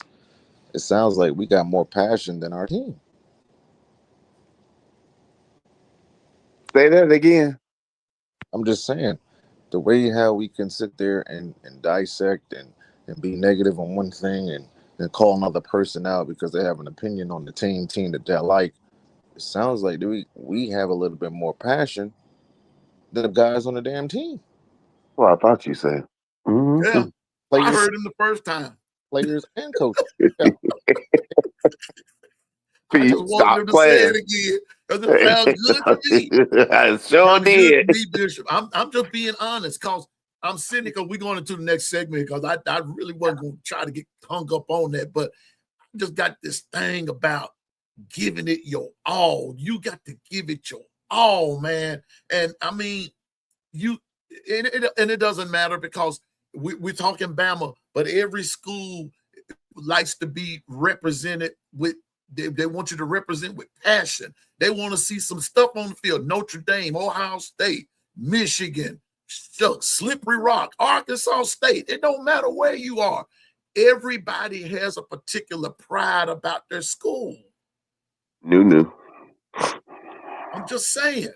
But when a fan exhibits more pride, when a fan exhibits more passion, when a fan exhibits more talk about development than seemingly the players or the staff or whatever, it does make you discouraged and it does make you angry. It does. It happens. But that's why I'm believing that this year, I think, Governor, I'm being cautiously optimistic, but I'm also being cautiously no. I ain't cautious about my being realistic. I'm being realistic. I'm just saying one game at the time. Sounds like we need to get some guys from the HBCU because they got passion. Jackson State. I love you. No. What's the one down there by you, Governor? We got A&T down here. Yes, sir. Which one is that wins that doggone big bowl at the end of the year every year for the most part? I think the one they play in Atlanta in December, November, December. It's like is it the SWAC championship or the HBCU championship? However they go, but they're from North Carolina. A&T. Is it A&T? A&T. Them dudes, man. Them dudes play with reckless abandon. Look, they had a different they were like 5-3 versus Prime that year, and they won that bowl. I know what you're talking about. And they took it straight to the dome. And I know everybody at that time wanted Prime and them to win, but hey, sometimes you gotta throw away the record and you gotta play like your hair's on fire. And you got to know without a shadow of doubt that you've done enough film study that you're ready for your moment. That way you can play with passion because you're not thinking, you're just flowing. Oh, maybe we should stop getting these guys out of the top four and start going and getting them James Madison kids. Oh. So what you're saying that there might be some 5-stars that just ain't ranked as a 5-star, but are like 2 or 3 stars because they're not in the satellite camps? Is that what you're saying, Governor? I understand. I don't know, but I don't know. We got a whole team that just won a national championship full of. I'm gonna be quiet. James Madison. Hey, Governor, James and Dolly Madison. Tell me. All right, Pete. Okay, I'm gonna say this, and we're gonna move on because I got one more thing I need to talk about before we go. But you had some folk focus on James Madison, and you had some other folk focus on Dolly Madison. Now y'all make the choice. Okay. Bang bang, Niner game. Grayson Holton. Yeah, I'm just being honest with you now. Some folk will focus on James Madison, and some folk will focus on Dolly Madison. You make the choice. That's just As long as it ain't Dolly Parton, then we good. Dolly Madison. I'm just saying now. Working Dolly 9 to 5. is the way to make a living. Yeah, Let me see something. What did Anthony tell me? Okay, right here, Anthony. I feel passionate without direction can cause issues because then the team is undisciplined and constantly causing. Mm. I got you. I understand. Woo. I Nice, understand nice, that. I got you. nice. Got you. I like that. But I'm also going to say passion with discipline brings positive results. The discipline part comes from your coaching aspect. That's the technique. Yes. Passion, Exactly. Passion. You can't put passion in somebody if they don't have it. They have to come with it. Got to come. Exactly. You have to come with that because I don't know how to teach you. Well, I can teach you a lot of technique things, but if you don't have no passion, it's going through one ear and out the other. Teachers are passionate about their craft. Got it. You know what I'm saying? Your best students is going to be the ones that's going to reciprocate that passion that you're giving. Exactly. But hey, I don't know. Maybe I'm just a fair weather. No, sir. No, sir. No, you know, Governor, because it goes back to like the analogy that I gave, that if you were my coach and there would be some things that you would say without saying it. And if I were half a player, I pick up what you're not saying. All right. You see what I'm saying? If you and Bishop were my coaches and y'all said there would be some things that y'all would say to me as a player, but I also have to be disciplined enough to read between the lines. I'd rather a coach yelling at me and not saying nothing at me at all. Exactly. Facts. Exactly. And that's what, and so that discipline comes in listening to a coach. Listening for, there were some things that I would be listening for that I know you ain't even got to say. There's some things you shouldn't have to say. I was raised in that era. There's just some things that go without saying. That goes without saying. Just some things. And I think that some of this generation lacks that. There's just some things you should automatically know. I knew coming into my parents' house, sitting down at the dinner table and you didn't wash your hands.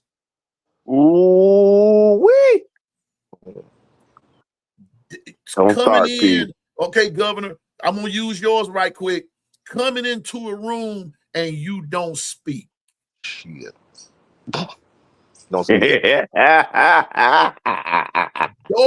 That's the type of discipline and that's the type of development and passion and stuff like that transcended onto the football field. I'm just using that as an analogy. There are some things my coaches did not have to tell me.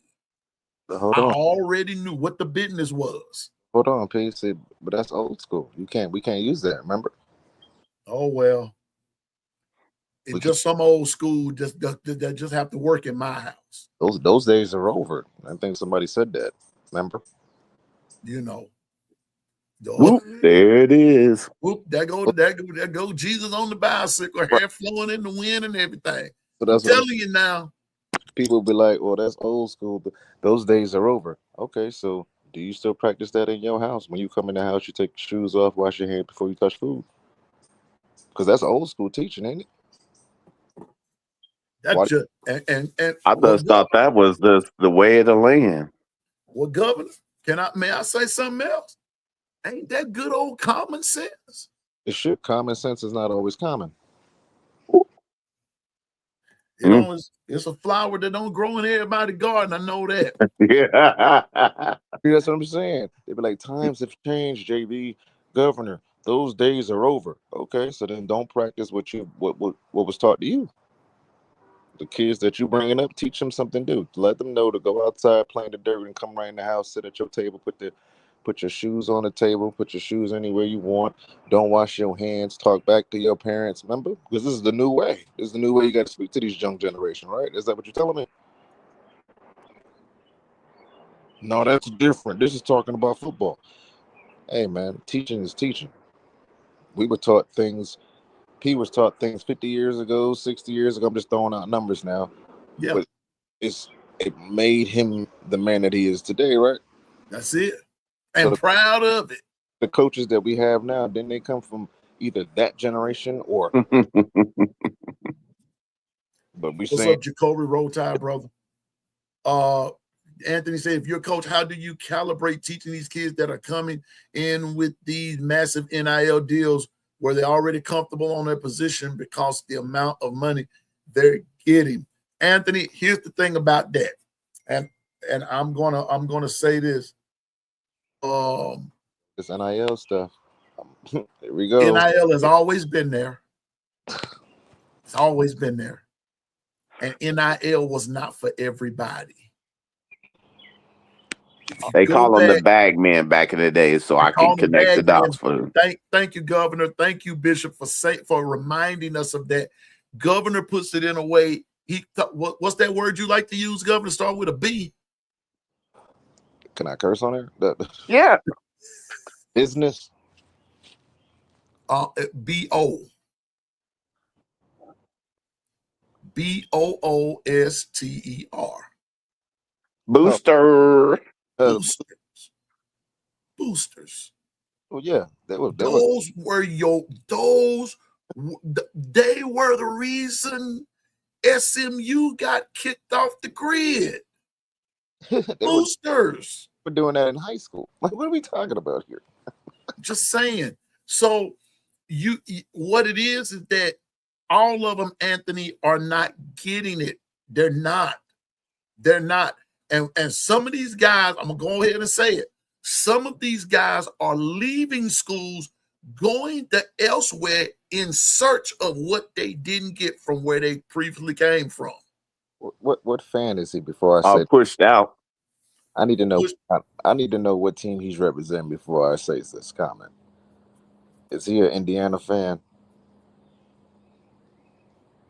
Or he's a Bama fan? I just want to clarify, because if you are a Bama fan, right?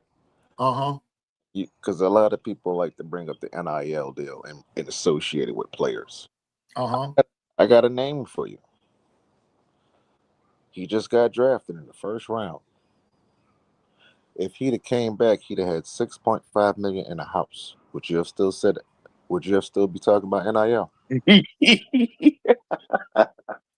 Hold up, Governor. Bishop, hit that little horn thing you got. Oh, that's all. Man, stop telling the secrets of the Discord. That's only in the Discord, man. We need the horn part right there. Go ahead, Governor. I didn't mean to interrupt you, but that needed to sound the alarm. Go ahead, Governor. I don't think a lot of people, because it kind of like it came out, but then it kind of like got washed under the rug and just disappeared. Like we didn't see that. If this person would have came back to college and went to a different team, he was getting $6.5 million and a house.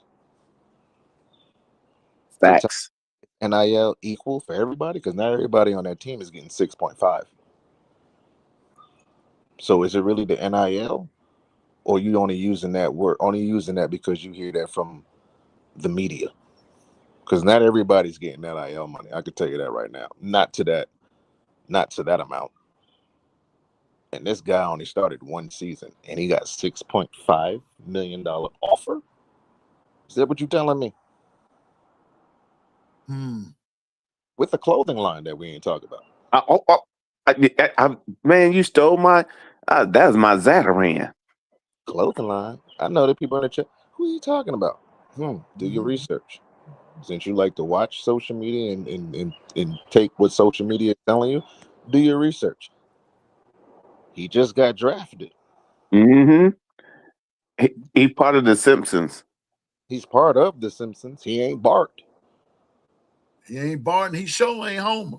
And those are classics. Even Lisa is a classic. Maggie and Marge. Even the damn cat is a goddamn classic. So that person right there, one, is he even worth $6.5 million? He is in somebody's eyes. I'm not going to talk about that. Yeah, I'm gonna talk about different kids getting that money, and that's a Discord conversation. I don't think everybody on this channel is ready for that conversation. Hey, hey, if I can share with you guys, I know we want to say NIL, but let me remind you, it was the NCAA that said it because they were butthurt, just threw something vaguely together. And because of that, it has been developed because universities use whatever vehicle they set out without any guidelines or parameters. So every time something was ran into, there was a loophole, which tells you from the foundation, the persons who set up the process of NIL really didn't want it and just threw it out there. But because it was self governing, the way they threw it out and so vague, now it has grew legs and arms. And now the NIL we're talking about is taking on a different mindset to be able to manage it. You're managing a kid. You almost run. It's almost like the NCAA is running a semi-pro ball. We What is went from amateur to really semi-pro because understand, not everybody gets the top dollars. We're talking about the first two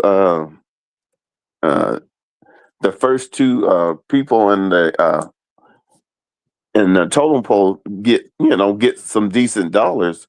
But what about your third, fourth string people who, if anything, they're depending on where they at, are getting like 200,000, 300,000, and that's still decent money. But understand that's different than somebody else. Then you couple in, if that person outworks that person that is one of the two tiers, but he's making that money. Now all of a sudden, that player, if they outshine them, they're gonna want their cut. And but the other player is not gonna want to be their NIL to be cut, but it will be I in just this new dispensation. I just don't understand, Bishop, because it's like you Mhm. act right. The NCAA did agree for that, but I think you left out the part that the fans also agreed to get these guys the money. So if the fans are in agreement to get these guys some money, what is the problem now? It's like when Ryan Williams came in and he had this big NIL deal, the team and the fans were elated. Hell yeah, let's get him, pay him. Those were the words that they said. Pay him. We need to get him. Spend the money, Bama. Now, when we don't get Cam Coleman, Alabama don't got no money. We need some more money to come in. Oh, so timeout. Which one is it? Is it NIL killing these players, or the NIL is not helping the team that you want to get the certain players that you want to get? Or there is a third thing, and I don't think people are understanding. It's called retention. Oh, hmm. And understand, when we're saying retention, you have to acknowledge that you're not going to retain everybody, but you want to I know where the fan base is saying when they lose top tier players. Well, you didn't lose them if somebody pushed them out the door. Did I say that out loud? You didn't say it loud enough. You didn't lose them if somebody pushed you out the door, saying that you're you no longer fit the what we're doing here. Because see, not every player leaves on their own accord. There's there's a select few, and everybody the mountain media mountain is going to focus on those few. But some of these players that are truly uh, truly excellent for your university, and you were looking forward for them to come back and have a better season than they had before, sometimes they're pushed out. Is that their fault? Or do we not see that everything is not equal? And if a coaching change occurs, said player might not fit what he's trying to move into. I'm just looking at Jeff's comment. Not to cut you off, P. I know you was about to say. No, you're good. You're good. This is gumbo. You're He's good. got a good point. The NFL is not the ultimate goal anymore. That's the truth. Kids are rich before the NFL, which is true. Now, quick question. Not everybody's situation is the same. Some people actually need this money just to live. Some people are actually thinking about the business aspect for the protecting and the financial gain for their family so they can enjoy that type of wealth instead of going into the league and catching CTE and now having to use that same wealth to bury their asses. Say that. But you know what, though, Governor? But when you sit down, and you think, but you know, I ain't even gonna say that. I'm gonna leave what you just said alone because what I was gonna add to that, that's a Discord conversation. I'm not gonna say anything. Go ahead, Governor. No, I'm just like, I get what he's saying. Yes, I get what you're saying. But you see, here it goes back to the contradiction of what I'm saying. That's why I said what I said before. When I was talking about old school, or when you brought up old school, I wasn't talking about things on the field. I was talking about the last 4 years and developing and the mindset of our guys that have. So the comments that came up that start saying that's the old school way, Governor. So with your comment right here, Jeff, wouldn't that be the old school way? Because the old school way at Bama was 3 years and done. You were going to the league. Wasn't that the goal? But that's the old school way, ain't it? You just said it's not the old school way no more. The new school way is to get that bag. So, which one is it? Do you want the old school teaching or do you want the new school teaching? Words have meanings and context matters. And Governor, but no matter how we spin it, isn't it now? Isn't it still getting the bag? But now it's just a different route of going about getting there now. It's given to them. And it's not on us fans. Majority, I would say it's because what Bishop said. The NCAA came out and said what they said, but who agreed upon it because we weren't just agreeing. See, that's the thing. And not because I'm standing up now because I wanted to get my coffee. But y'all don't woke me up. Okay. When NIL is not just for football players. I need y'all to get this out of y'all mind. Y'all correlate NIL with just football. NIL is for the University of Athletic Sports. Majority of the people that wanted to have the NIL to be passed, I'm about to break y'all hearts. It wasn't for the guys. It was for women's sports. The guys are just included into it. It wasn't for y'all. It really was for women's sports because the women weren't getting a goddamn thing.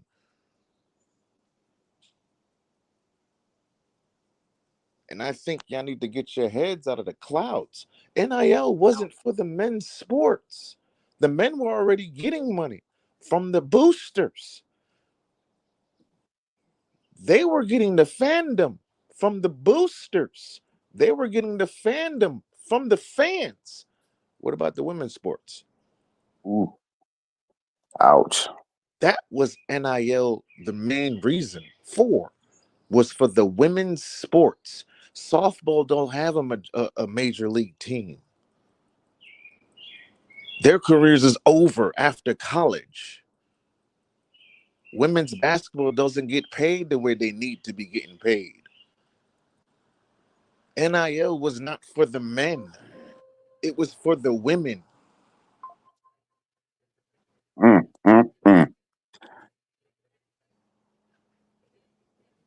what are y'all talking about? That's what I'm saying. Y'all correlate NIL for the NIL's messing up the football.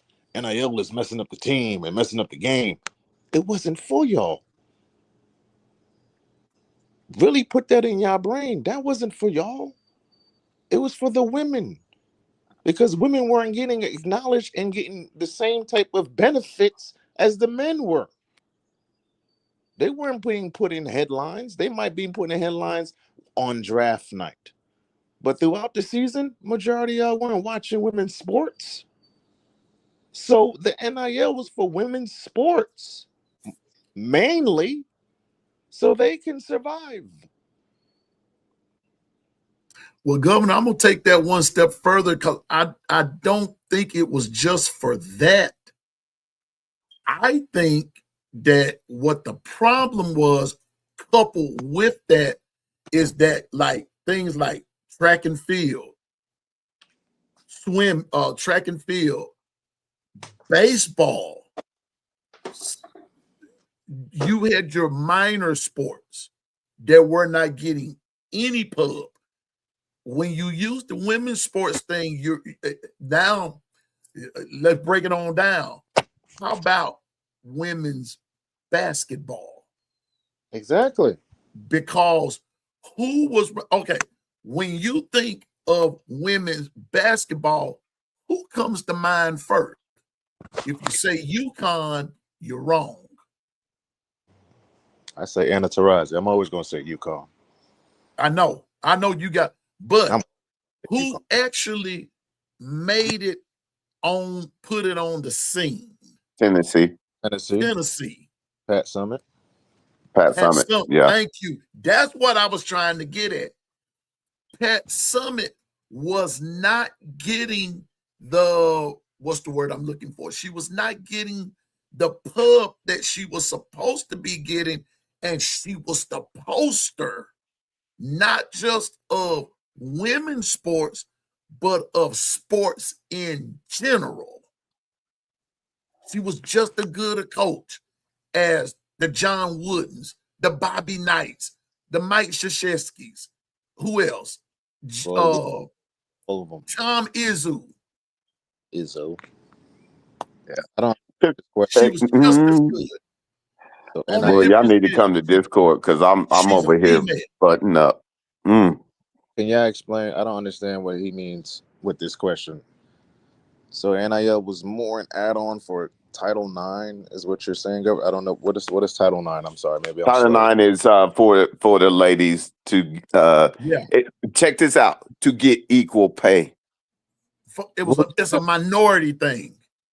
Yeah, it's a minority thing. I would believe so, yes. But to your credit, because like I said, there's one sport that comes to mind after college. You're done. That's softball. That is softball. Y'all want to talk about the football and NIL? Softball for Oklahoma is God. Though that team in Oklahoma, and if you don't believe me, Bishop is right here. Yeah. That team brings in more money than the damn football team. Yeah. Winning national titles will do that. I think you guys got something in common. They win championships. If you want to win the college softball World Series, we already know the team that you got to go through. Oklahoma. But do they get the same type of NIL deal as a? Oh, no. Come on. No. I'll let you know that. No, we're slowly coming around, but we actually let's just say this: the ladies are starting to get even about 75% of what the men get, if that, and that's only the top tier. The key is that's only the top tier players that you hear their name. Everybody else is still trying to maneuver and get in, like I was saying, 2 to 3 to 400,000. I And even to us, go ahead. oh, go ahead, Bishop. My bad. No, no. What I was going to say is that now here's the key to it. Is it comparable to the men's? No, but understand with Oklahoma NIL, they actually have a general manager that helps to govern the ladies NIL that they set up like 3 years ago. So that they can get better suited for it. And now we actually, because of Soul Mission, we actually train the young ladies on how to seek out the national, the regional, and the local NILs. And so that well, that's a Discord thing, but just understand there's different ways to go about it to where you make it work for you in that dispensation. But understand, not everybody else is a Nigel Kennedy that's going to be getting millions.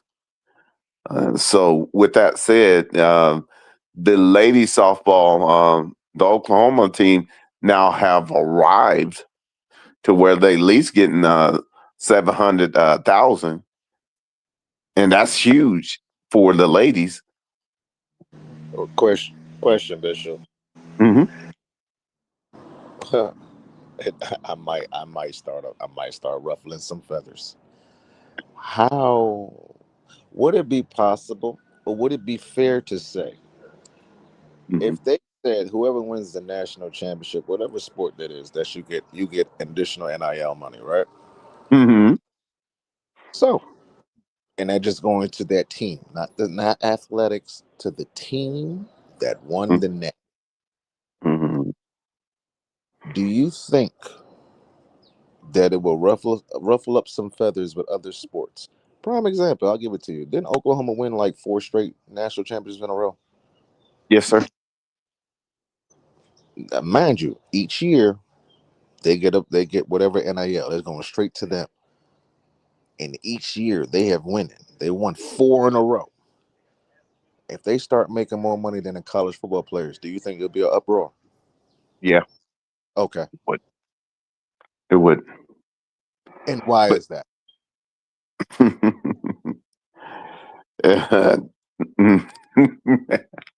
that's a loaded question.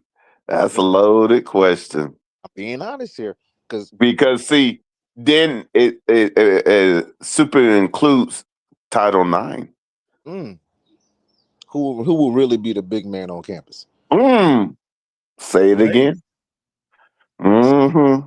South Carolina women's basketball. Oh, I I thank you for going there. Honestly, if the NIL was existed for a long period of time, women's basketball would be the big man on campus. The Tennessees, Facts. Alabama football with the 6 championships right there. Y'all be in a conversation, but the men's basketball team won't. Mm-hmm. And don't bring gymnastics into it. I didn't want to even go there. Track and field, I didn't want to go there. Swimming, I didn't want to go there. If teams were rewarded NIL deals for winning the Natty, how many programs would survive? Wouldn't the narrative be then? But they keep winning it all. Uh, mm, mm. Their facility, the women's facility, looks better than the men's. Mm-hmm. Mm-hmm. So I'm gonna ruffle some feathers. Don't bring up NIL deal, or don't bring up the NIL if you're only going to correlate it to football. It's not just to football. It's for athletic sports. And in my opinion, it really wasn't meant for the guys.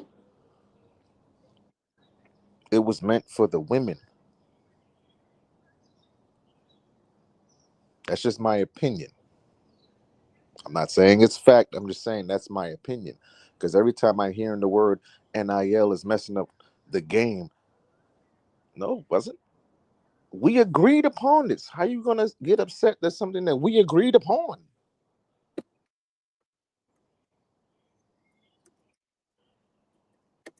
Come on now. Stop it. Please stop it. The problem that we're having at Alabama is a collective group, and I'm putting them all in that bubble. It's everybody in there, from the top to the bottom. And let's just be honest, we're not happy from what we're seeing because we have seen the same thing for the last 4 years. Complacency.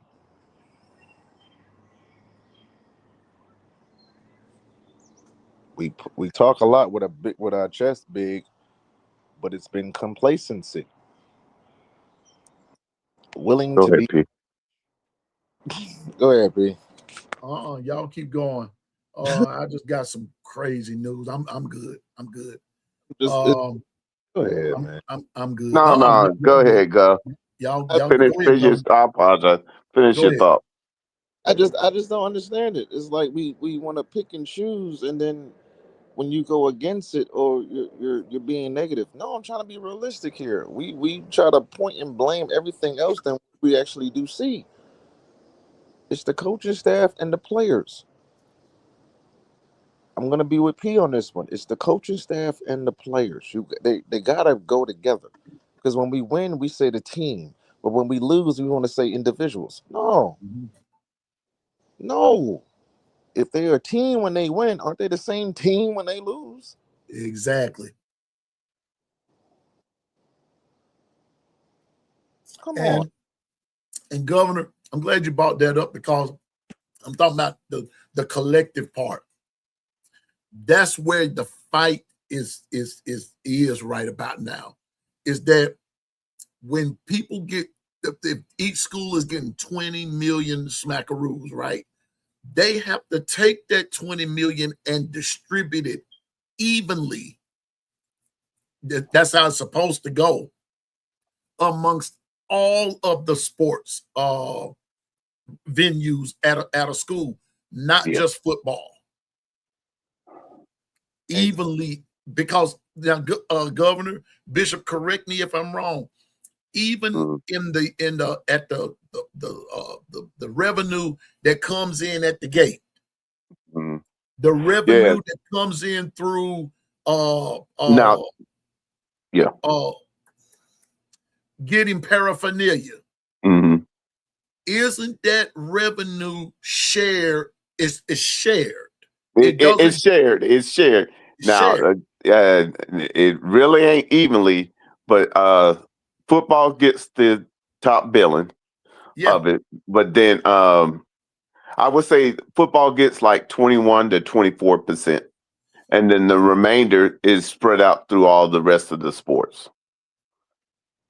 Of that, and it's 25 million, and then now since they renewed the contracts, it's actually going to be right around 55 million in revenue this upcoming season. So let me ask a question, and I'm gonna say part 2 of my conversation for this evening. Y'all better come in the Discord because I can tell you some stuff. I'm gonna say part 2 of my conversation for this evening. But here we go. And I'm gonna start with you, Governor. You can answer this question, and then you can get ready to get your part in words, and then Bishop, you can answer the question and give your part in words. So here we go. But answer my question first. Here we go. So since Bishop put that the way that he put it, and football gets the top billing, right?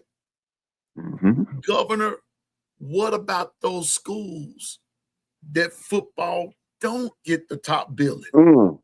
Does the money now go to where the top billing is, or is it all just football?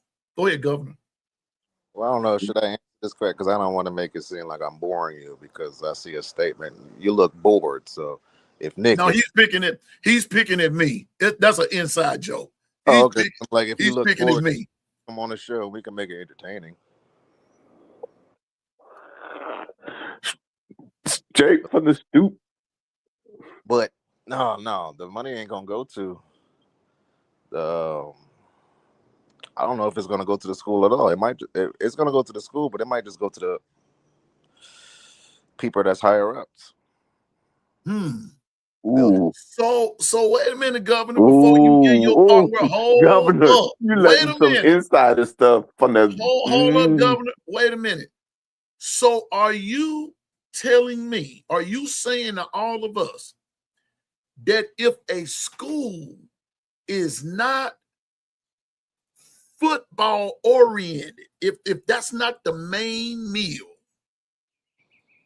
and let me just be specific, and women's basketball is the top draw, you mean to tell me that it's going to go somewhere else as opposed to the top draw? Of course, because they put the NIL associated with college football,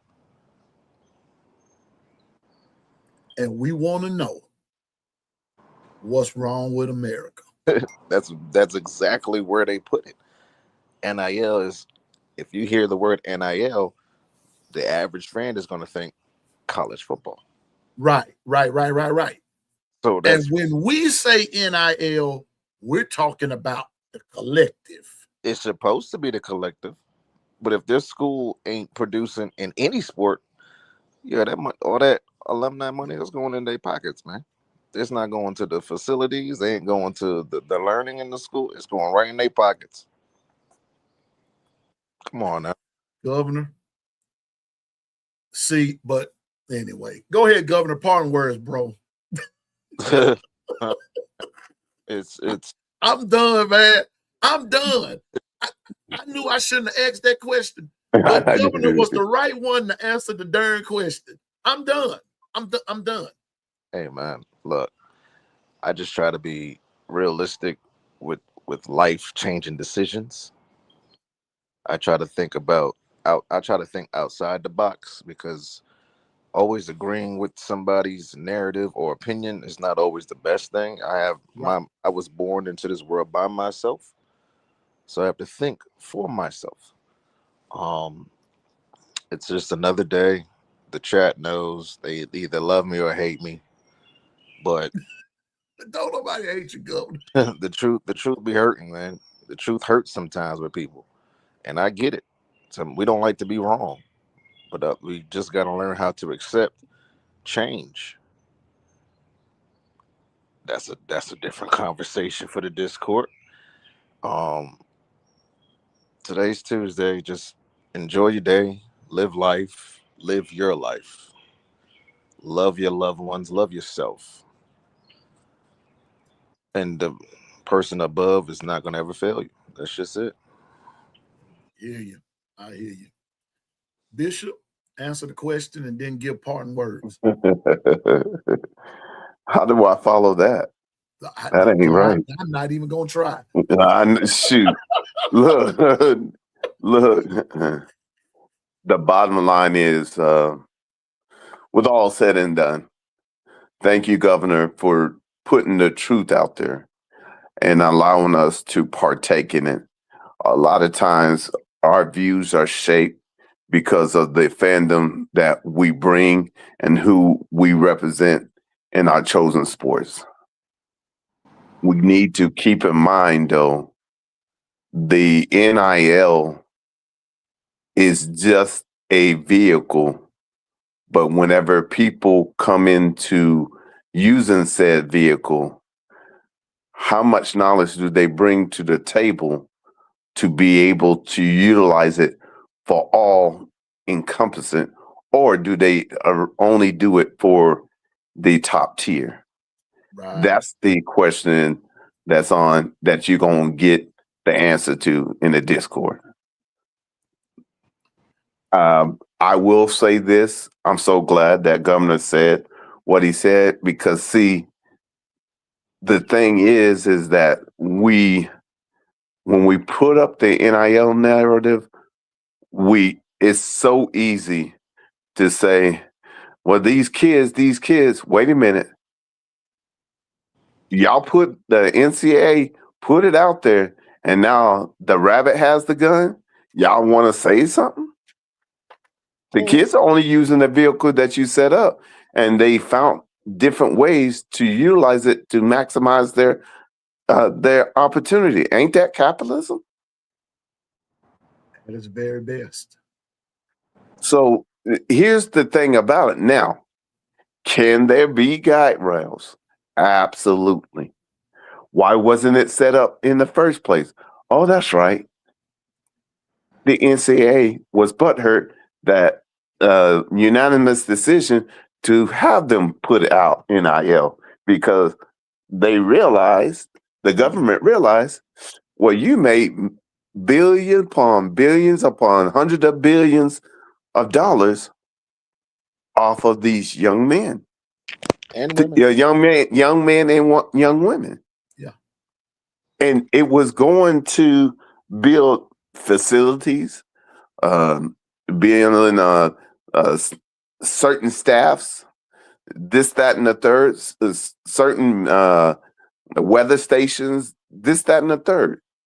Mm-hmm. But ultimately, we chastised a child if he try to go get some, do some autographs so that he can get some extra ends, and he gets kicked out back in those times. Now all of a sudden they were forced their hand, and now the kids are being able to utilize it and maximize their efforts. I don't think they're maximizing it enough, because to me, if they were smart, I'm about to let one of the diamonds out that should be in the Discord. If they were smart, if they come up with a portfolio, even the walk-ons won't have to pay. They'll be able to earn enough in NIL. But that's something for the Discord. So I'll leave that little carrot with you. Understand, yes, the game has changed. And with a game changing, realize that it's up to these entities of the heads of these universities to make sure that their governing body or their coaches, that they change with the times. Because understand, it's still the same game that we play. It's just got a different vehicle to arrive at that natty. But the main thing is everybody is shooting to make that natty and win it. So whatever vehicle you put in front of me, that's on me to navigate to make it the best so it can be utilized and not defeat. And the only way I can retain you is I can't lie to you. I gotta tell you up front, I'm recruiting you to push someone out the door. And if you do that, then we're good to go. But hey, it's America. For a change, a lot of different people are now getting able to be a part, some small part, in being able to have the American dream. Don't stop it because of certain people are seeing the top echelon of players utilize it to the best of their ability. What it is they're just mad that they set something out and these kids and these agents found a way to maximize it. And then since they didn't put no guardrails, now all of a sudden they want to be mad because the rabbit got the gun. With that said, I ain't got nothing but love for you. You guys understand that today's only promise. Realize Jesus loves you. We love you. And we love having gumbo with you guys each and every morning. And so with that said, and I'm gonna say this. I appreciate Governor. I appreciate Bishop coming on with us today. But Governor and Bishop, well, I'm gonna say this for everybody. Don't forget to meet us in the Discord. The Discord is open at all times. It's 24/7, 365, and 366 days if it's a leap year. Don't forget, just come by the Discord. There you'll see another side of all of us in the Discord. Also, I've also told you that if we go into the first game, for those of us, we're going to finalize everything by May the 31st. And so we're going to just make sure everybody, if we're going to get tickets, we're going to handle up on that. So you have from now until May the 31st to make a decision about what you want to do. So let's do that. And then don't forget, today was one of those days. We talked about Bama football, but we didn't talk about it in its entirety. We talked about a different topic of it. And so that's what I mean is that we're not going to just talk Bama football day in and day out up until the beginning of the season. We've got all summer to talk about a lot of stuff. And then when fall camp opens, then we can really let the hammer down, and then we go from there. But we got another, and I'm gonna end with this. It's a short story. I'm gonna end with it. About 4 or 5 years ago, from what me and Bama Nick were told, there was an incident that happened, I guess in Texas, with a former coach of Bama's, assistant coach of Bama's. I forgot his name, but he was seeing a stripper, right? And the stripper had a pet monkey as a pet, all right? But also the pet monkey was a part of the show, okay? What was a part of her routine. Well, Halloween rolled around, and so the lady had the monkey roaming around the house instead of put up in a cage. So some kids came and to get their Halloween candy, Governor, into the chat. And when the kids came to get the Halloween candy, the monkey bit one of the kids on the fingers, or however this went. And Bama Nick and I, like I said, we just heard this story for the first time last week. Okay. So Jeff Banks. That's it, Bama Nick. His name was Jeff Banks. Had the stripper as a girlfriend. The stripper had a monkey. Wait, what? Go. What? I'm trying to do this with a stripper. What is this, an episode of SVU? What is this? What are we talking about? Wait a minute. Let me feel. I would try to do this with a stripper. Well, we got strippers and monkeys. Okay. All right. We done went left. All right. The monkey bit